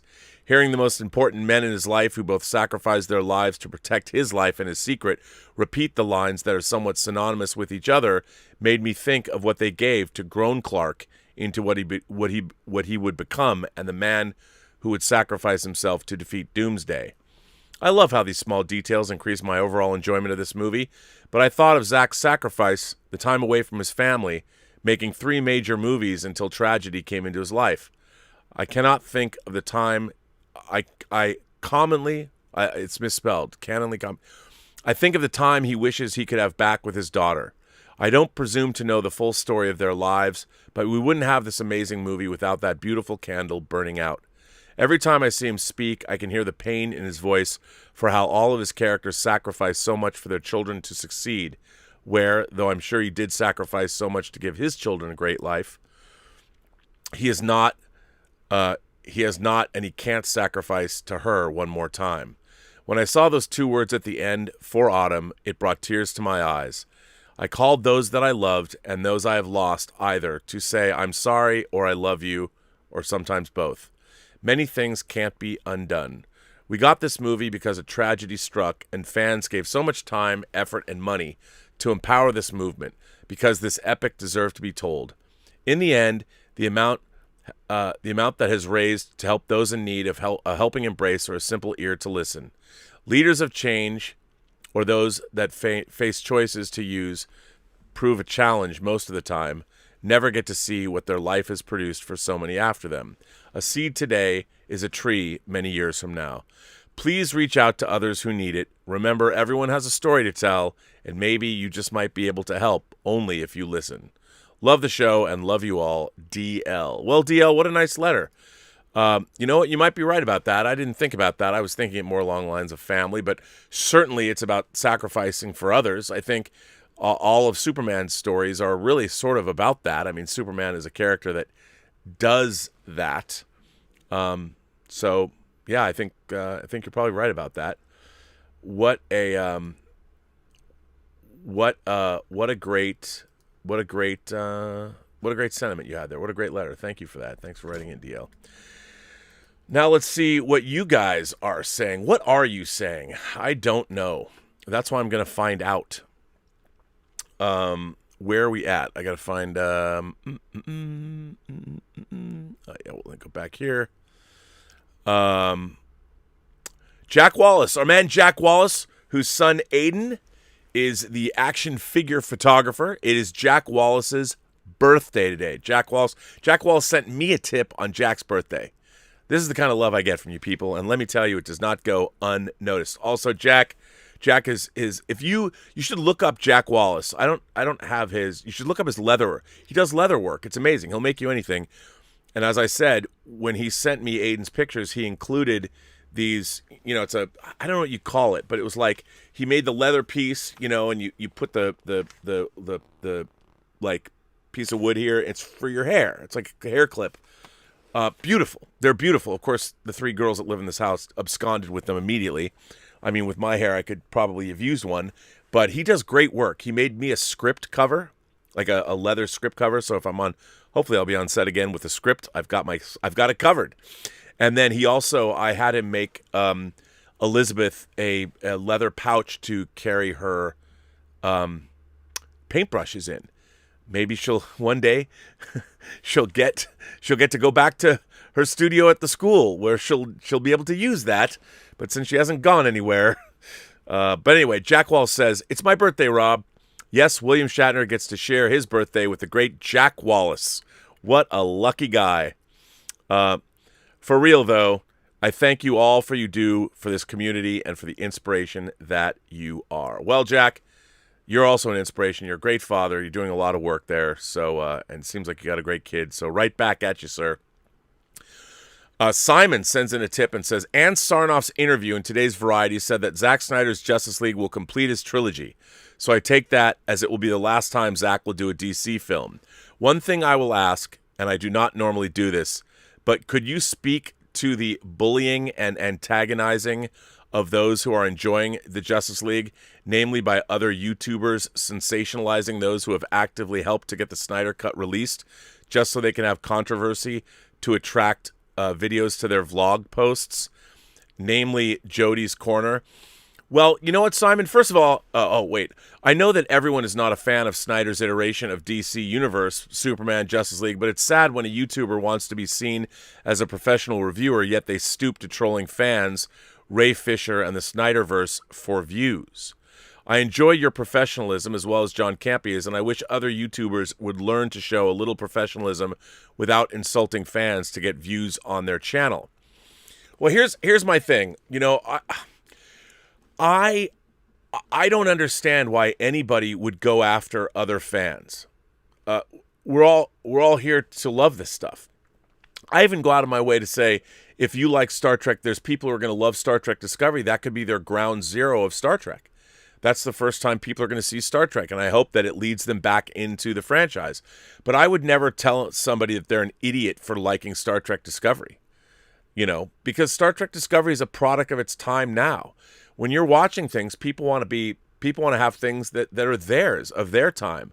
I sit there and I talk about Star Trek. I was watching Star Trek when I was 5. That was, you know, almost half a century ago. So I can't tell people to expect to like things the way I liked them when I was 5 if they're of today. And I think one of the things about pop culture is you come to it at a certain time in your life, and that's why it sinks in and marinades. And I think that to go after other fans because they like the Snyder Cut doesn't make any sense to me. I mean, you know, I think the story of how the Snyder Cut got made in itself is a great story. You know, it's something you can aspire to. And also, I like the Snyder Cut. I thought it was fun. All the criticisms that people are leveling at it, yeah, those are all valid. But I don't care. I mean, you know, I got from the Snyder Cut what I hoped it would be, and I liked it for that reason. And I think to go after other fans, why would anybody do that? I don't see that. I mean, all the people that watch the YouTube pundit space, we all share one thing in common. We're all imagination connoisseurs to one extent or another. Why should anybody, if you're on YouTube and you expect people to watch you and you're a fan, why would you go after other fans? I think that's kind of silly. And there are many different kinds of fans. You know, there are all kinds of fans. There are fans that are gregarious and outgoing, so we can start YouTube channels. There are fans that are the exact opposite of that. I get a lot of people watching this channel who tell me, they write me, and they say they feel they can come someplace and they feel welcome as opposed to other places where they don't. And that to me is exactly what this channel is all about. I mean, I'm trying to build a community, and yes, it gets a little divisive and political, but still, I think for the most part, we as fans should stick together and celebrate the things that we love. I mean, one of the things, like, yes, and I'm guilty of it, my hatred of modern Star Trek is profound. And I really do hate modern Star Trek. I can say that. And I understand my hatred of modern Star Trek goes against everything I believe in terms of, look at all this good work. My problem is I feel the people that are actually making modern Star Trek aren't doing the work they should be doing, which is a whole sort of different thing. But that's just me. But for the most part, we shouldn't go after other fans. I think that's bad form. It's not good. It's not good. Willow sends in a tip, and Willow says, "Happy birthday to William Shatner. For people who have trouble watching the original series, I'd actually recommend trying some of the comedic episodes like The Trouble with Tribbles and A Piece of the Action. I think the humor in those holds up pretty well." Well, Willow, how does it feel to be a fellow countryman of the greatest Canadian who ever lived, celebrating his night? I know people are going to be, what about Christopher Plummer, Rob? Christopher Plummer was great, but not as great as William Shatner. So thank you for that, Willow. Andrew Christie sends in a tip and says, Ann Sarnoff and Warner Media should have waited at least another week before releasing today's statements. What a shame. Whatever happens moving forward, they must start to take these characters seriously and not placate to empty nostalgia. You know, I think they are, but again, I think reading Ann's, to be honest, the article I wrote about Ann Sarnoff kind of disappointed me in the sense that, okay, it's a now, she just described to me a corporate entity, and I understand they've got Jim Lee in there and all that, but what they don't have is they're thinking about these characters as, what are we going to do corporately? We have to be synergistic. No, what you have to do is you have to create great work. That way, once the great work exists, you can figure out from a corporate standpoint how to make it work synergistically. Never put your universe before your characters and your stories. And what I was hearing was their universe was first. And, you know, hiring all these different... Diversity is fine. But again, they're talking about their universe and they're talking about diversity. They're not talking about characters and story, which is where the conversation should start. It should always be about your characters and your story. But what Anne was saying was, again, the same kind of corporate thinking that gets you into trouble. You got to forget diversity, forget your corporate, your multiverse agenda. Concentrate only on your characters and your story and build out from there. So, yeah, I mean, hopefully we got good stuff happening. I mean, I think these movies are going to be good. I think. Black Adam's starting shooting next week. I can't believe it. There's finally going to be a Flash movie. I mean, what if they came out within months of each other? That would be funny. But I'm optimistic. Jeff Yerke. Hello, Jeff. It was good to see you over the weekend at our members, the channel members Zoom call. That was fun. Hi, Rob. Mrs. Y and I finished the Snyder Cut. For the record, I don't like Zack's work. I find his films bombastic and overly dark. But I have to admit he nailed it. He created a truly godlike, mythic DC universe. Hashtag Zack's back. Up, and away. The Yerk Man. Yeah, that's what I feel. I mean, the funny thing is, what I don't understand is you can look at James Wan's Aquaman with Jason Momoa. Totally different movie than Zack Snyder's, but in a way, almost as wacky, colorful, obviously. And you've got Nolan's Batman trilogy. You got Matt Reeves' Batman coming out. You got all these different visions of these characters, and you can like some more than others, but I mean, it's not like Zack Snyder's destroyed these characters forever. I like what he's done as far as I'm watching his vision. I like what Christopher Nolan did as well. So I think what's really cool is that we have now the trilogy that you can look at, and it's there, and you can look at it and enjoy it and admire it. If you don't have to. But I like the fact that it's kind of a piece. You got Nolan's Batman trilogy. You've got Zack Snyder's Man of Steel trilogy. Hopefully we'll get James Wan's Aquaman trilogy. Patty Jenkins is probably going to do Wonder Woman 3, so we'll have her trilogy. I like it. I think it's cool. Why can't all these things coexist? Andrew Christie says, I myself would love to see Zack finish his arc while the multiverse continues to grow and new stories emerge. I think so too. Actually, in all honesty, I think Warner Brothers should put DC to bed for about 5 or 10 years and start fresh without Marvel living rent-free in their head. That's never going to happen, but you're not wrong there. But hopefully, look, they've had Joker, very different from Nolan's Dark Knight, made $1 billion. James Wan's Aquaman, certainly very different even from Snyder's own iteration of Aquaman, made $1 billion. I think that they're gonna start making films on a film by film basis. Although that's not what Ann Sarnow was saying, but maybe they'll keep doing that, and everybody will come out right. Factual Opinion says you didn't like The Last of Us 2. It had the perfect combination of diversity and a good story. I've only seen the cutscenes movie. To be honest, I haven't played The Last of Us 2. I've just heard about it. So all things being equal, I can't even comment. But I've just heard, I watch a lot of online hate videos. So, but it did seem like there were things without spoiling the game that happened where I would have been like, I was like, bruh, come on, really? So, but you've seen it, I haven't. So I'll take your word for it. Stinky Pete sends in a tip and says, I was curious, Rob, how do you determine when to start a new season of Robservations? Do you go by a certain number of episodes before you went to season 2 or season 3? I hope that question makes sense. Thanks, bud. Yeah, it's the year.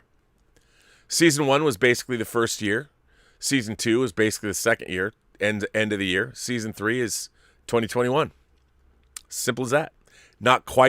It's not quite perfect, but that's kind of the way I was thinking. Good question, though. Rick Squire sends in a tip and says, your thoughts on Sybok as a Star Trek villain? I liked the character, just not the movie he was in. Well, remember, I always say that the best Star Trek doesn't have villains, it has antagonists. I thought Sybok was great. I really did like Sybok. I liked the character. I liked Lawrence Luckinbill's performance. I thought it was really, really good. Of course, the movie conceived of and directed by the mighty Shatner himself. But yeah, I thought the movie just tried to do too many different things. Again, it was a tonal mess. It was all over the place. And it's funny because I read Shatner's original treatment called Act of Love, which was actually pretty good. I mean, the story was all there. I just think the execution, they had a lot of problems that weren't necessarily Shatner's fault. But, yeah. Alex Sarah says, Warner Brothers is out of touch. HW is hypocritical about diversity. Look at Ray Fisher and company. Money, fair enough. I'd scale it back until Justice League budgets are viable. Maybe if Dr. Cornel West was helping Milestone, but a classist is. Oh, a classist is helping Milestone? I see what you're saying. I love Cornel West. Come on, how cool was it they put him in the Matrix sequels? Yeah, I think everybody's hypocritical about diversity because people are missing the point. They're missing the point. I think that, look, as I've said, the thing about diversity is about getting people with different voices, those voices that haven't been heard. And I think that's what we really want to look for, is we want to look not just for people that are of color. You want to find people that are of color that have something to say. That's why a lot of people have come down on Ta-Nehisi Coates, but I've read a lot of his stuff that is pretty great. And I'm curious to see what his take is on the character. Like, to me, the fact that you're getting someone like that to work on Superman, I know there were people that didn't like his Black Panther run and his other comic book work, but, you know, we'll see. I think that, but here's a guy with a real voice and something to say. So I'll hold off and see that. But yeah, I'm going to see what's going to happen with that Superman story. But I'll tell you one thing, I'll bet it's fucking interesting. I don't know what it's going to be, but I'm in for that. I really am. I want to see what's happening. I don't know if it'll get made, but we'll see. Sheriff Carl says, ooh, is Nothing But Trouble the weirdest major studio ever made? Giant babies, Aykroyd's dick nose, heavy metal roller coaster of death, John Candy in a wedding dress, the Digital Underground with Tupac as a backup dancer, those fucked up hot dogs, and fish tacos. Sheriff Carl, as you know, maybe not, I worked on that movie. I was at the studio when it was being made under... They couldn't even figure out a title. It was called Vulcanvania at one point. It was called Trick House at one point. I mean, and that everybody thought it was crazy. I don't even know how it got greenlit. When I was at Warner Brothers for the couple of years I was there, the weirdest shit got made, and that was easily the weirdest of the weird. I thought Joe versus the Volcano was a weird movie. That got made when I was there too. So did Defending Your Life, but I love that. But yeah, it was nuts, and it went over budget. Crazy time. It was crazy time. Crazy time.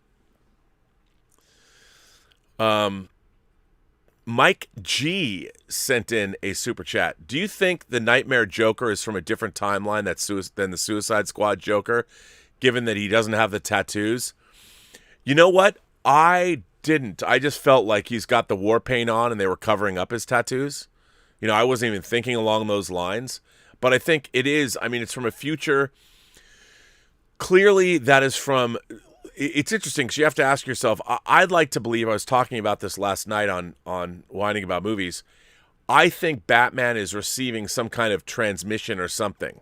Kind of like in Prince of Darkness, when the people in the future they were sending a transmission back into people's minds to prevent Lisa Blount from getting pulled into that mirror. Didn't work.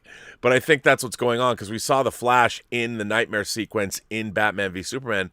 Obviously was really there, was really trying to go back, so something's up. But I think that the Joker is canonically the Joker. I think Jared Leto's Joker is canonically the Joker that killed Dick Grayson. So I think he's canonical. I do. At least that's how I think about it. That's how always thought about it. Michael Brown became a member of the channel. Thanks, Michael. I appreciate that. Paul Gilmore sends in a tip and says, between your professional film and TV work, your 4 YouTube shows, John Campea is so... But Paul Gilmore says, between your professional film and TV work, your 4 YouTube shows, John Campea's show, sometimes doing 2 or 3 different shows a day, and your personal life, my God, man, when do you sleep? And how do you stay so energetic and positive? Whenever you're on, I want some... Wait, Paul, do you go... whenever you're on, I want some. It's funny when you put it like that. I'm like, I don't like to sleep much. I mean, I like sleeping, but like I stay up late, to 2 or 3 in the morning. I go to bed and I get up at like 7 or sometimes 7:30 because I have to fix coffee for everybody. And, I don't know. I like all this stuff. I'm just interested. I'm just, the world fascinates me. All of it. I read a lot of the news. I love the entertainment world, obviously. By the way, Dota Dragon's Blood drops this week, the 25th of March. That's in 3 days. You can binge the entire first season. By the way, for those, to be clear, there are only 8 episodes of Dota, and there's only 1 season so far. So watch it. Watch it. Hopefully we'll get another season or 2 or 3 or 10. But I'm very excited about it dropping in 3 days. It's really cool. So work, and then obviously Tango Shalom is still out in the world, going to festivals and things like that. I believe, can I say it? Oh, wait, I can't say it yet, where it's playing next. I have to wait 2 more days. But it's somewhere in a panhandle. That's all I can say. But anyway, yes. I think it's a choice. I mean, there's too much cool shit in the world. I mean, everything. I live in a world where I personally, it's almost like the world became the world I wanted it to be when I was a kid. Everything I'm interested in is sort of here. And now I'm sharing with the world. It's fun. It's fun to be here, and things are good. So there you go. That's all I can tell you. I mean, I literally get up. There's something cool going on all the time. There's not enough time in the day to read all the books I want to read, see the movies I want to see. I mean, everything I've ever wanted as a kid, I have now. It's amazing. You want a remastered Superman the movie soundtrack CD, you can get it. It's there. It exists. It's everywhere, and it's great. Ross Gecko sends in a super chat and says, in the Free Enterprise trailer, they highlighted the Shatner angle, but it's really more of Rob or Mark's flick. What were your thoughts at the time? Helped or hurt? Interesting question. So when we wrote the script for Free Enterprise, the original conception of Free Enterprise was going to be, and the way it was written, is that Shatner was an imaginary friend the whole time. And it was kind of inspired by the way Humphrey Bogart's character, Rick Blaine, was portrayed in Woody Allen's movie Play It Again, Sam. So that's what we wrote. And we wrote Shatner as this kind of comic foil, this impish Loki Q-like character who both Mark and Rob saw as an imaginary friend. They both had been having Shatner as an imaginary friend since they were young, and he never left them. And that's how the script was originally written. And when we originally wrote it, it was called Trekkers. And so what happened was when you want to make a movie, you have to send the title in to register the title, and the studios can dispute your title. And Paramount disputed our title because they were making the Trekkies documentary, and they thought Trekkers was too close, and they were right. So as to not get into a beef with Paramount, we changed the title to Free Enterprise. And I thought Free Enterprise, for various reasons, was actually a pretty cool title. It might not have been as commercial, but it worked. I mean, I would have loved the movie to have been called Trekkers. But the biggest problem was that Shatner kept saying no. I mean, lesson learned at Shatner's birthday, I'll tell the story. So Mark and I, we were writing I wanted to make the Jewish Exorcist.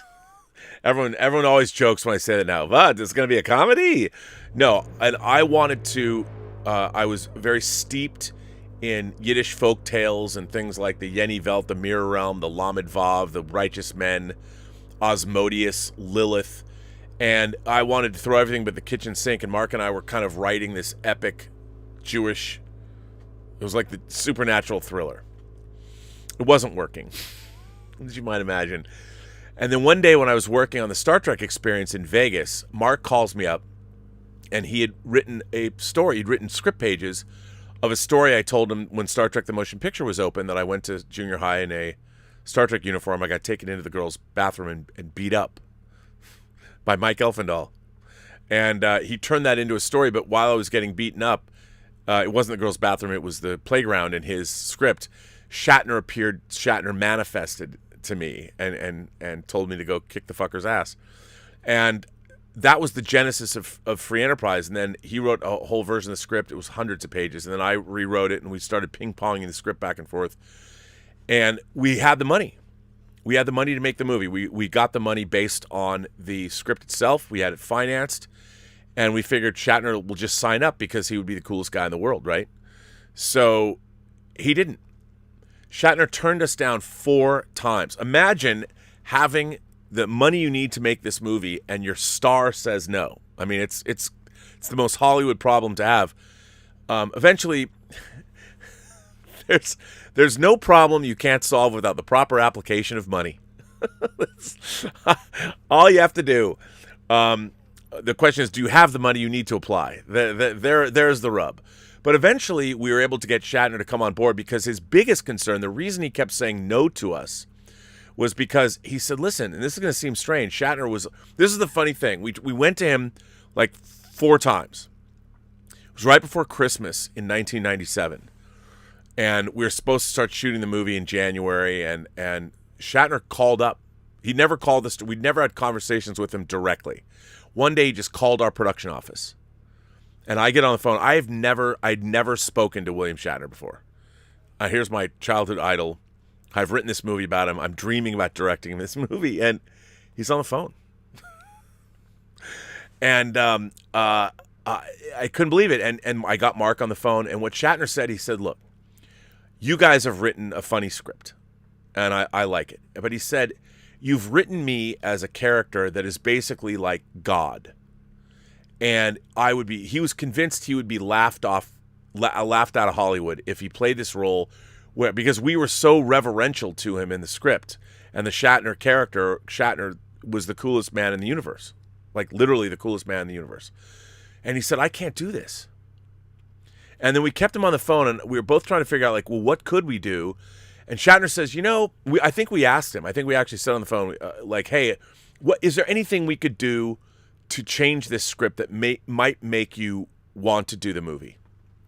And he said, well, and this is the best advice ever. He said, if you were to make me like a real guy with problems and foibles instead of this godlike character, well, then maybe I could do your movie. And I'm not saying I'm going to do your movie. I probably won't, because there's this Boxing Helena. There's a big case. Kim Basinger had a problem with this movie, Boxing Helena, that she was going to be in, and she said she was going to do it, and she got sued.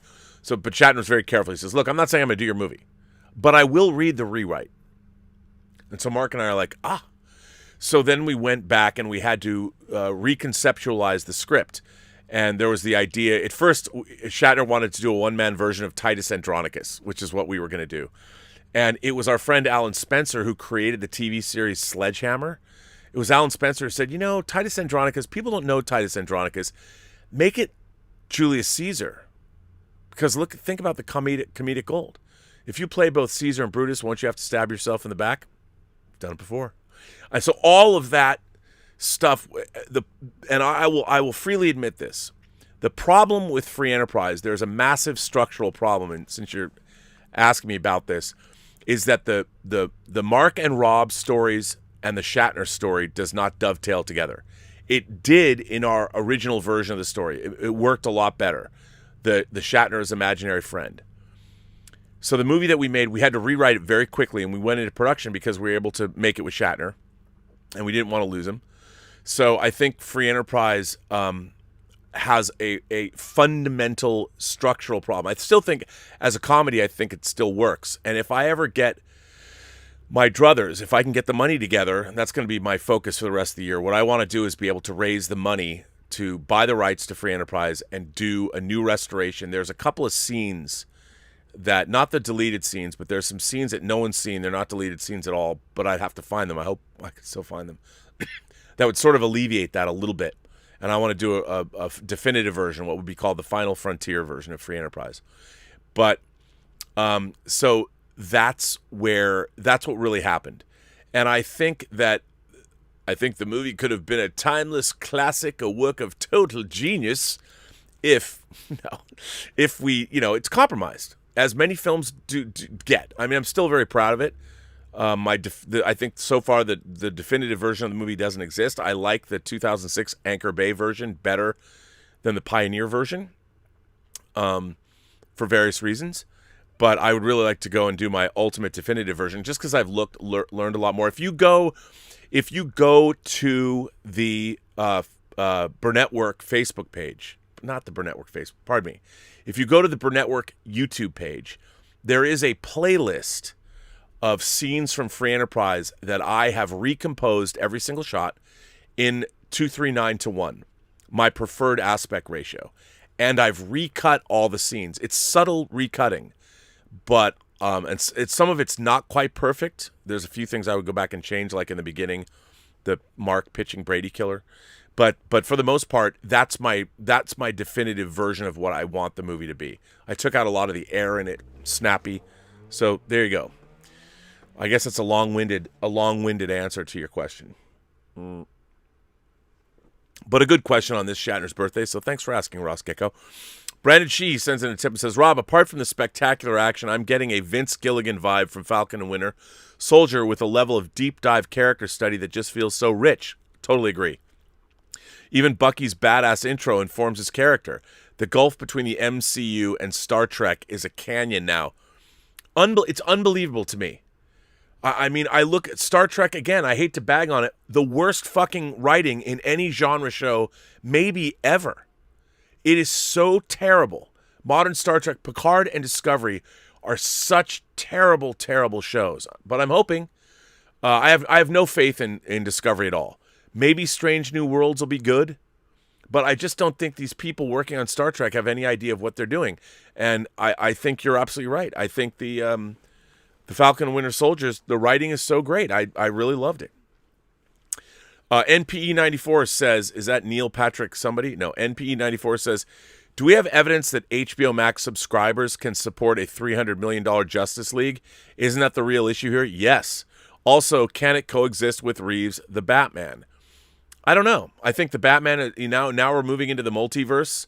So just like Christopher Nolan's Batman movies are not part of the SNYDERVERSE, I think that Matt Reeves' Batman movie is not part of the SNYDERVERSE either. But I absolutely think they can coexist. People get it. But yeah, it's the $300 million. It can't. I don't think HBO, but they could throw in some money, make it a co-production. Robert Conrad is here. Robert Conrad says, hi, Rob. I've seen the Snyder Cut 5 times now. I finally got to see my favorite superhero, The Flash, show a small sample of how powerful he really is. The kid in me has yet to settle down. The movie's not perfect, but my imagination says otherwise. So metal. It is, isn't it? I'm glad to hear you say it, because that's what it's all about, man. That's what it's all about. That's all you. What more do you want from a movie? It's a Justice League movie. It's not like I after watching the Snyder Cut did not expect that I was going to be able to walk on water or some other crazy shit. It's just a movie, and there's nothing wrong with that. And I think it's a good movie. And I like it. Dakota sends in a tip and says, does the Warner family still have any say at Warner Brothers, or have they sold all their holdings to the AT&T company? Yep, it's all AT&T. I don't know about the Warner family. Other families like the Waltons have sold their entire holdings to corporations, but the company's name stayed the same for namesake. Yeah, I think, look, Warner Brothers is a big brand, so they keep that. But yeah, there's no one left from the Warner family. The Jack Warners of the world are long since gone. Richard Crump became a member. Tamork became a member. My friend, how are you? He sent me a super chat. That's very nice. The T-Man in Norway sends me a very nice super chat on Shatner's birthday. Shatner, birthday. I want a crazy Shatner story Love from Norway. Well, I'll give you a crazy Shatner story. I don't know if I've told this one before. People have told it. Mark's told it. So when we made Free Enterprise, it played at festivals, and we won. We won some festivals. Like at the AFI Festival here, we won Best Film and Best Screenplay, which is crazy, and we weren't even there to see it. So we weren't even there to get the awards. So we went to Cannes, to the Cannes Film Festival. When the Cannes Film Festival is running, they have a film market going on as well. So movies that are playing the festival, but there's also a film market for all kinds of movies that are being sold all over the world. A lot of movies that aren't so great, but there's a big film market there. So we took Shatner with us. And of course, Shatner asked, this is the best. This is why I love Shatner. He goes, well, I'll go to Cannes with you guys, but you have to fly me on the Concorde. We weren't going to be able to fly on the Concorde, but we did. We flew Shatner on the Concorde, which I thought was dope. I'm like, yeah, we'll find that money. Let's just buy him an $11,000 ticket, which we did. So when we're at Cannes, there was a Planet Hollywood there, and Shatner wore a jacket and a hat, a military, like a bomber jacket, and like a Air Force hat that he bought like at like a thrift store or something, and he bought it for his character. He brought it in and asked if he could wear it on the film. I'm like, oh my God, totally, you can wear it. So he was going to give this jacket, the bomber jacket and the military hat he wears in the movie, to Planet Hollywood in Cannes to display. And it was a huge press event. There was a lot of people. There was a lot of photographers and press, and there was Shatner. And he gets out in front of all these people, and he tells this story about the bomber jacket and the hat, which he got at like a thrift store, like in Santa Monica or something.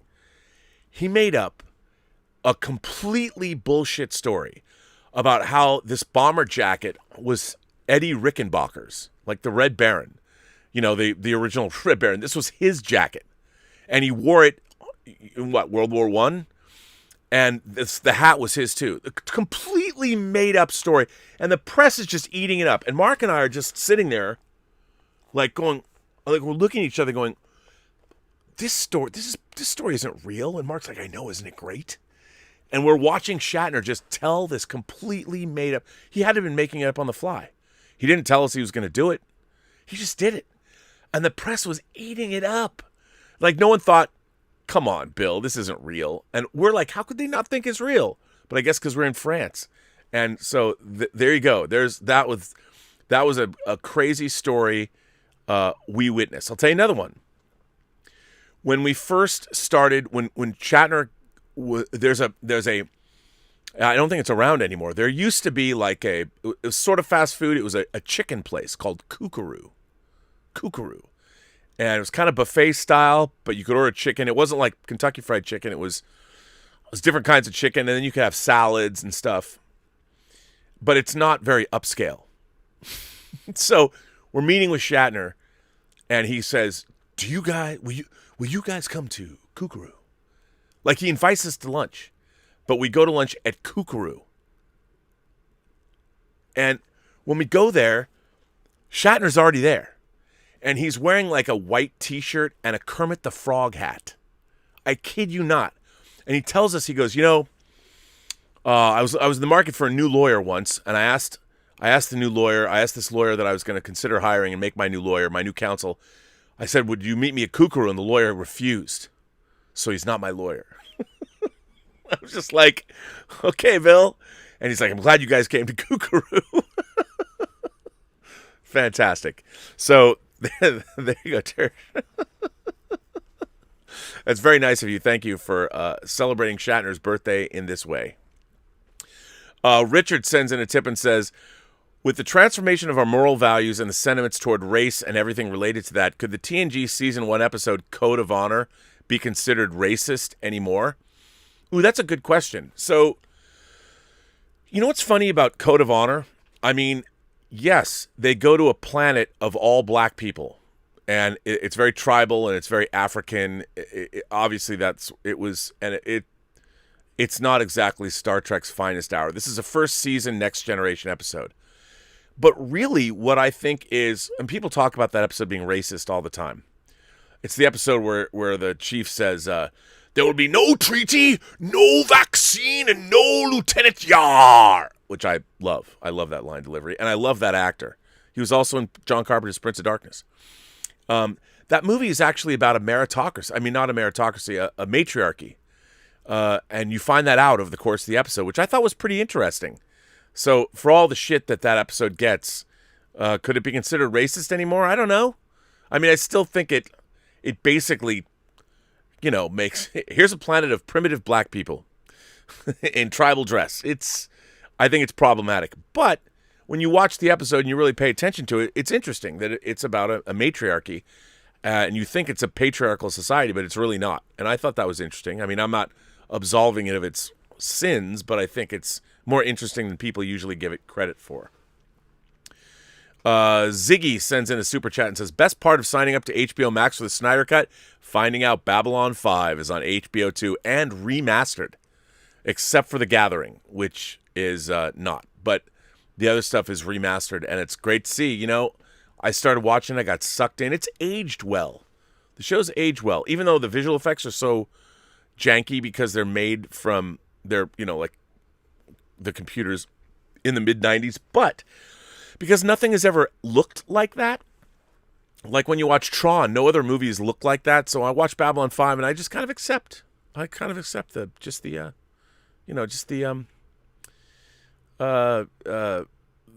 special effects kind of work for it because it's like they're unto themselves. It's only Babylon 5, so that's how Babylon 5 looks. So I don't mind it. Jorge Villarroel, I think.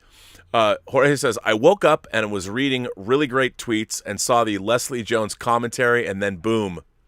For those of you who might not have seen it on Twitter, Leslie Jones, yes, that Leslie Jones, who you can see obviously on Saturday Night Live and who's currently on, she's in Coming to America. She was giving us her commentary, audio commentary on the Snyder Cut. And it was hilarious, and I loved it. And if you just go look up Leslie Jones Snyder Cut, you'll find it. You just got to hear it. I tweeted it out. If you follow me on Twitter, it's down on my stream somewhere, so you can find that. Matt Guillemette, I think so. I'm mispronouncing your last name, I think. But a lot of my buddies from church over-spiritualize Marvel and DC films. Do you know people who do the same? How do you deal with them? It can get annoying. Well, yeah, I mean, look, people, here's the thing. They might over-spiritualize things, but at least if they're drawing parallels, I think that's okay. It can get annoying. I think it's something you have to live with, but, I just let people go. And, people have listened to my commentary, too, that I'm sure I've driven them to distraction with things I've said. So Simon sends in a super chat and says, sad how Warner Brothers handles the DC IP versus how Disney Sony handles the Marvel IP. Warner Brothers has just recently distributed films other than Superman and Batman, but they do a sad job of creating excitement. Yeah, I don't understand. I mean, I was excited. I think they did a great job with Joker. I think they marketed Joker well. I thought they marketed Aquaman well, and Wonder Woman, the first Wonder Woman they did well. But yeah, it's just, it does seem like everything's compartmentalized. What Ms. Sarnow was saying, I do like what she was saying about how it used to be so compartmentalized, and now they've got all of these groups talking to each other. I think that's a great beginning because that kind of synergy can work well. So we'll see how that works out. But I agree with you. I mean, I think with Marvel, they know what they're doing, and because you have Kevin Feige, Victoria Alonso, and Louis D'Esposito at the top, they're both producing and they're handling all of the other marketing and everything that goes on. I think they do a really great job. They don't have anybody like that at Warner Brothers. They've got their corporate culture, and then they've got their individual filmmakers that are out there, but they don't have an overall producer that's got his or her fingers in all these pies and knows how to do it all. It's Warner Brothers is still a overly corporatized culture that is going to try and apply corporate business acumen to make a multiverse, and I don't think it works. Rick Squire says, your thoughts on the Killer Tomatoes movie. Are they bad? Are they so bad they're good? Do you think they'd be good for someone trying to enjoy a movie while baked? Attack of the Killer Tomatoes. I I've only seen the first one. Is there more? There's probably Return of the Killer Tomatoes. I've only seen the first one. It's absurd. But I think if you're going to get baked, it'll make you want pizza because, it's about tomatoes and tomato sauce and the munchies and all that. I wouldn't call them good, but definitely a fun watch once. I mean, it's not something I would do again, but, I guess, have you seen or heard of a movie called Rubber? Rubber is a movie that's actually about a killer tire. I'm not kidding. If you haven't seen it, I actually like it. I own it. I have the Blu-ray. I have the Blu-ray for Rubber.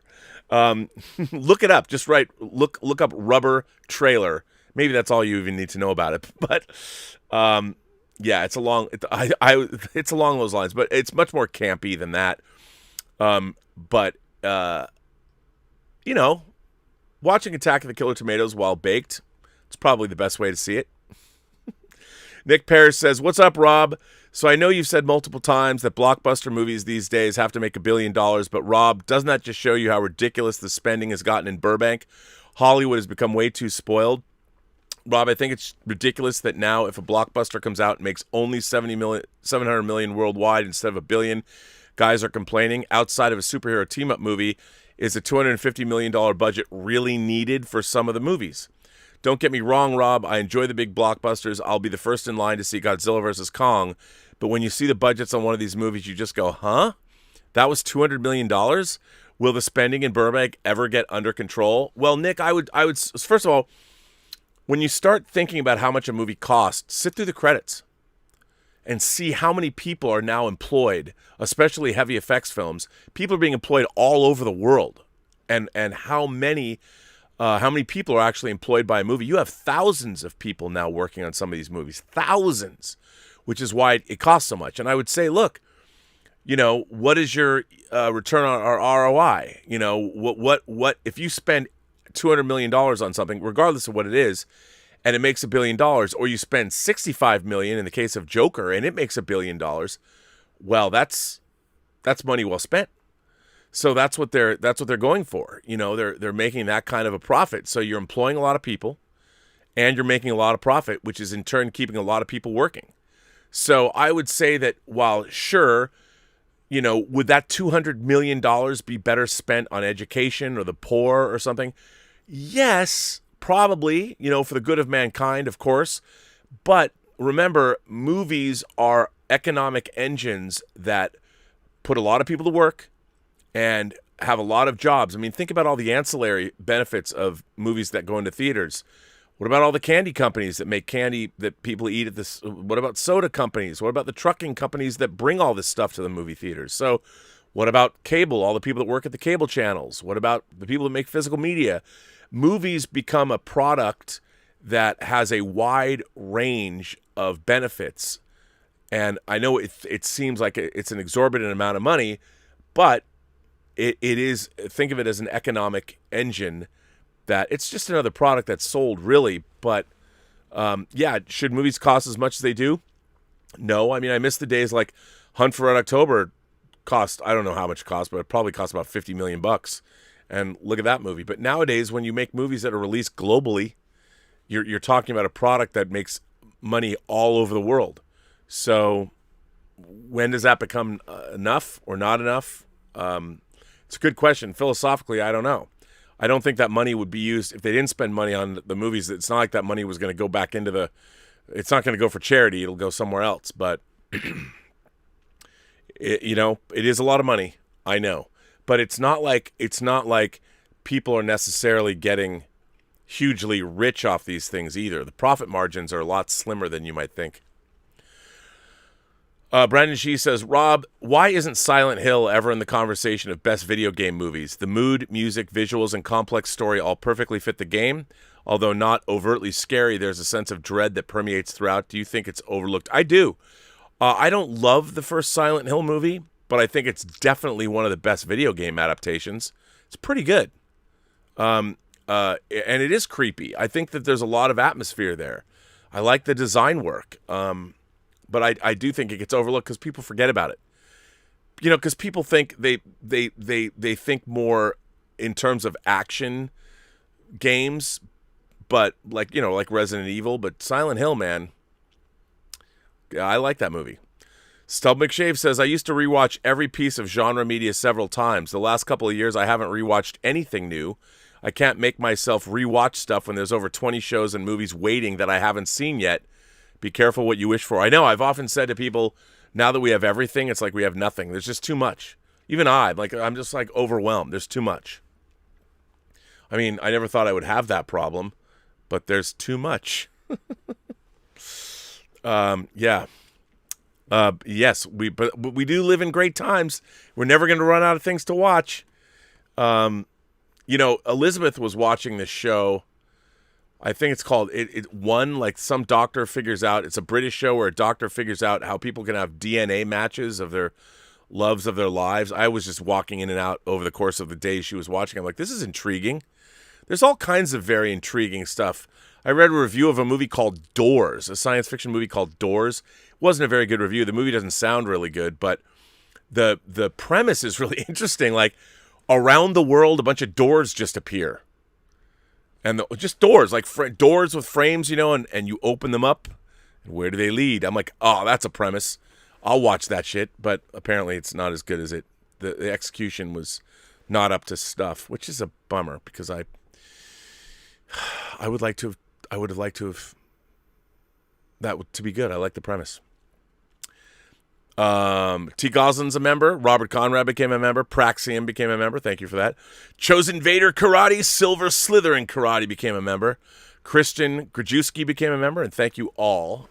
And Trey from Max World Entertainment became a member. Well, thank you, Trey. And love to your wife.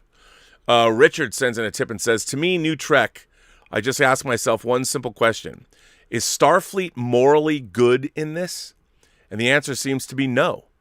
I think writers these days find it really hard to play a morally good character straight. I don't know if they can. But I think you're right. They don't know how. They don't know how. It's like they can't believe that a morally good character or a morally good organization exists. And and they always point to, well, they're this corrupt Starfleet official. But I'm like, okay, but yeah, at its core, where's the goodness in Star Trek? Is there any? I don't know. Simon said, you know how I feel about Star Trek Discovery Picard? If they would cut the expense of making special effects extravaganzas with Star Trek and work on episodic character building episodes, then it would succeed. I don't disagree with you. But I also think they don't even understand their own universe. When I see their turbo lifts in these big, giant, empty spaces, I'm like, okay, do I have to explain to you? Like when you walk into, I was on a stream, a woman pointed out to me, she's like, just walk into a building. When you walk into an elevator, is it in a bunch of empty space? No. So why would you think there'd be a bunch of empty space in a starship? I think that the people that are writing this stuff, they don't even take into consideration. They don't have a holistic understanding of what science fiction even is. It's so maddening. It's so maddening. But you're right. They should try and write an entire season. If I went into the writer's room in Star Trek, I'm like, okay, I want you to write this entire season without a special effect in it. Try it. No special effects. None. You get none. The only special effects we're going to have is establishing shots to show where we're at. Everything else, no effects. Write me good stories. Write me Measure of a Man. Write me Duet. Write me The Empath. Write me anything, no special effects. Unless we can do them in camera. Alexander Wilson's here. Hello, Alexander. Streaming and digital employs a lot of people and creates economic impact. More companies are building data centers that have hundreds of employees, and it takes a lot of manpower to manage data centers that are on demand for 24 hours. I agree. It's all of these really expensive projects are employing a lot of people, but you're absolutely right. It's new technologies and things need to be built, and I'm a big fan of all of that, which is great. And on that note, we are at an end, ladies and gentlemen, boys and girls, gentle beings, kind souls across these 28 known galaxies. I want to thank you for being here. This was Robservations, episode number 649. I can't believe this was episode 649. Tomorrow's episode 650, which means, of course, we're 16 shows away from Satan Show, episode 666, and halfway to episode 700. I can't believe it. All because you're still here with me, which is amazing. But listen, I want to thank all of you for the generous support of this channel. Super chats and tips, thank you very much. And becoming a member. We had a great member Zoom party. That was really fun. We're going to do a lot more members-only stuff, so that's cool. I want to thank everybody who writes in letters. Obviously, I've got a backlog of letters I'm getting through, but if you want to send me a letter, it's free of charge. You can send me a letter at the website, the Burnettwork.net website. And don't think I've forgotten about the film festival, because I have not. I'm just coming out of everything. And we're going to get back into the film festival and finish this sucker off. And it's going to be great. The prizes are great. The judges are great. It's going to be great. And on that note, I want to talk about how great my moderators are, because my moderating staff is great, beginning with Mike Bodden and the Richard. I don't know.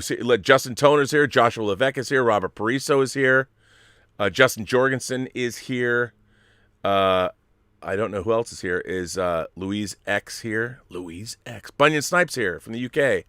I want to thank all of my moderators. Brian Hepburn's here, too.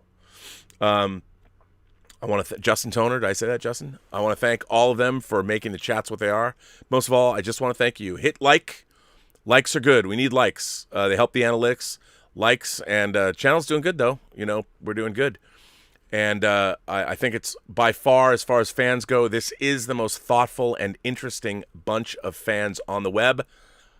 Prove me wrong. You can't, because you know it to be true. Search your feelings. You know it to be true.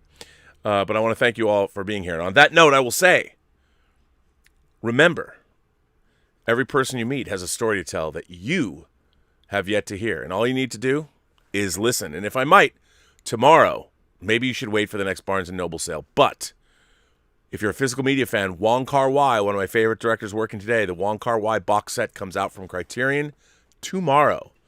And so does the special edition of Event Horizon from Shout Factory, if you're into that kind of thing. So just thought I'd point that out.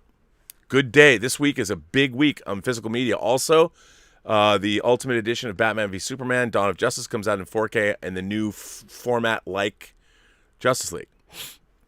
So, and on that note, I will say to all of you, have a better day. And happy birthday, William Shatner.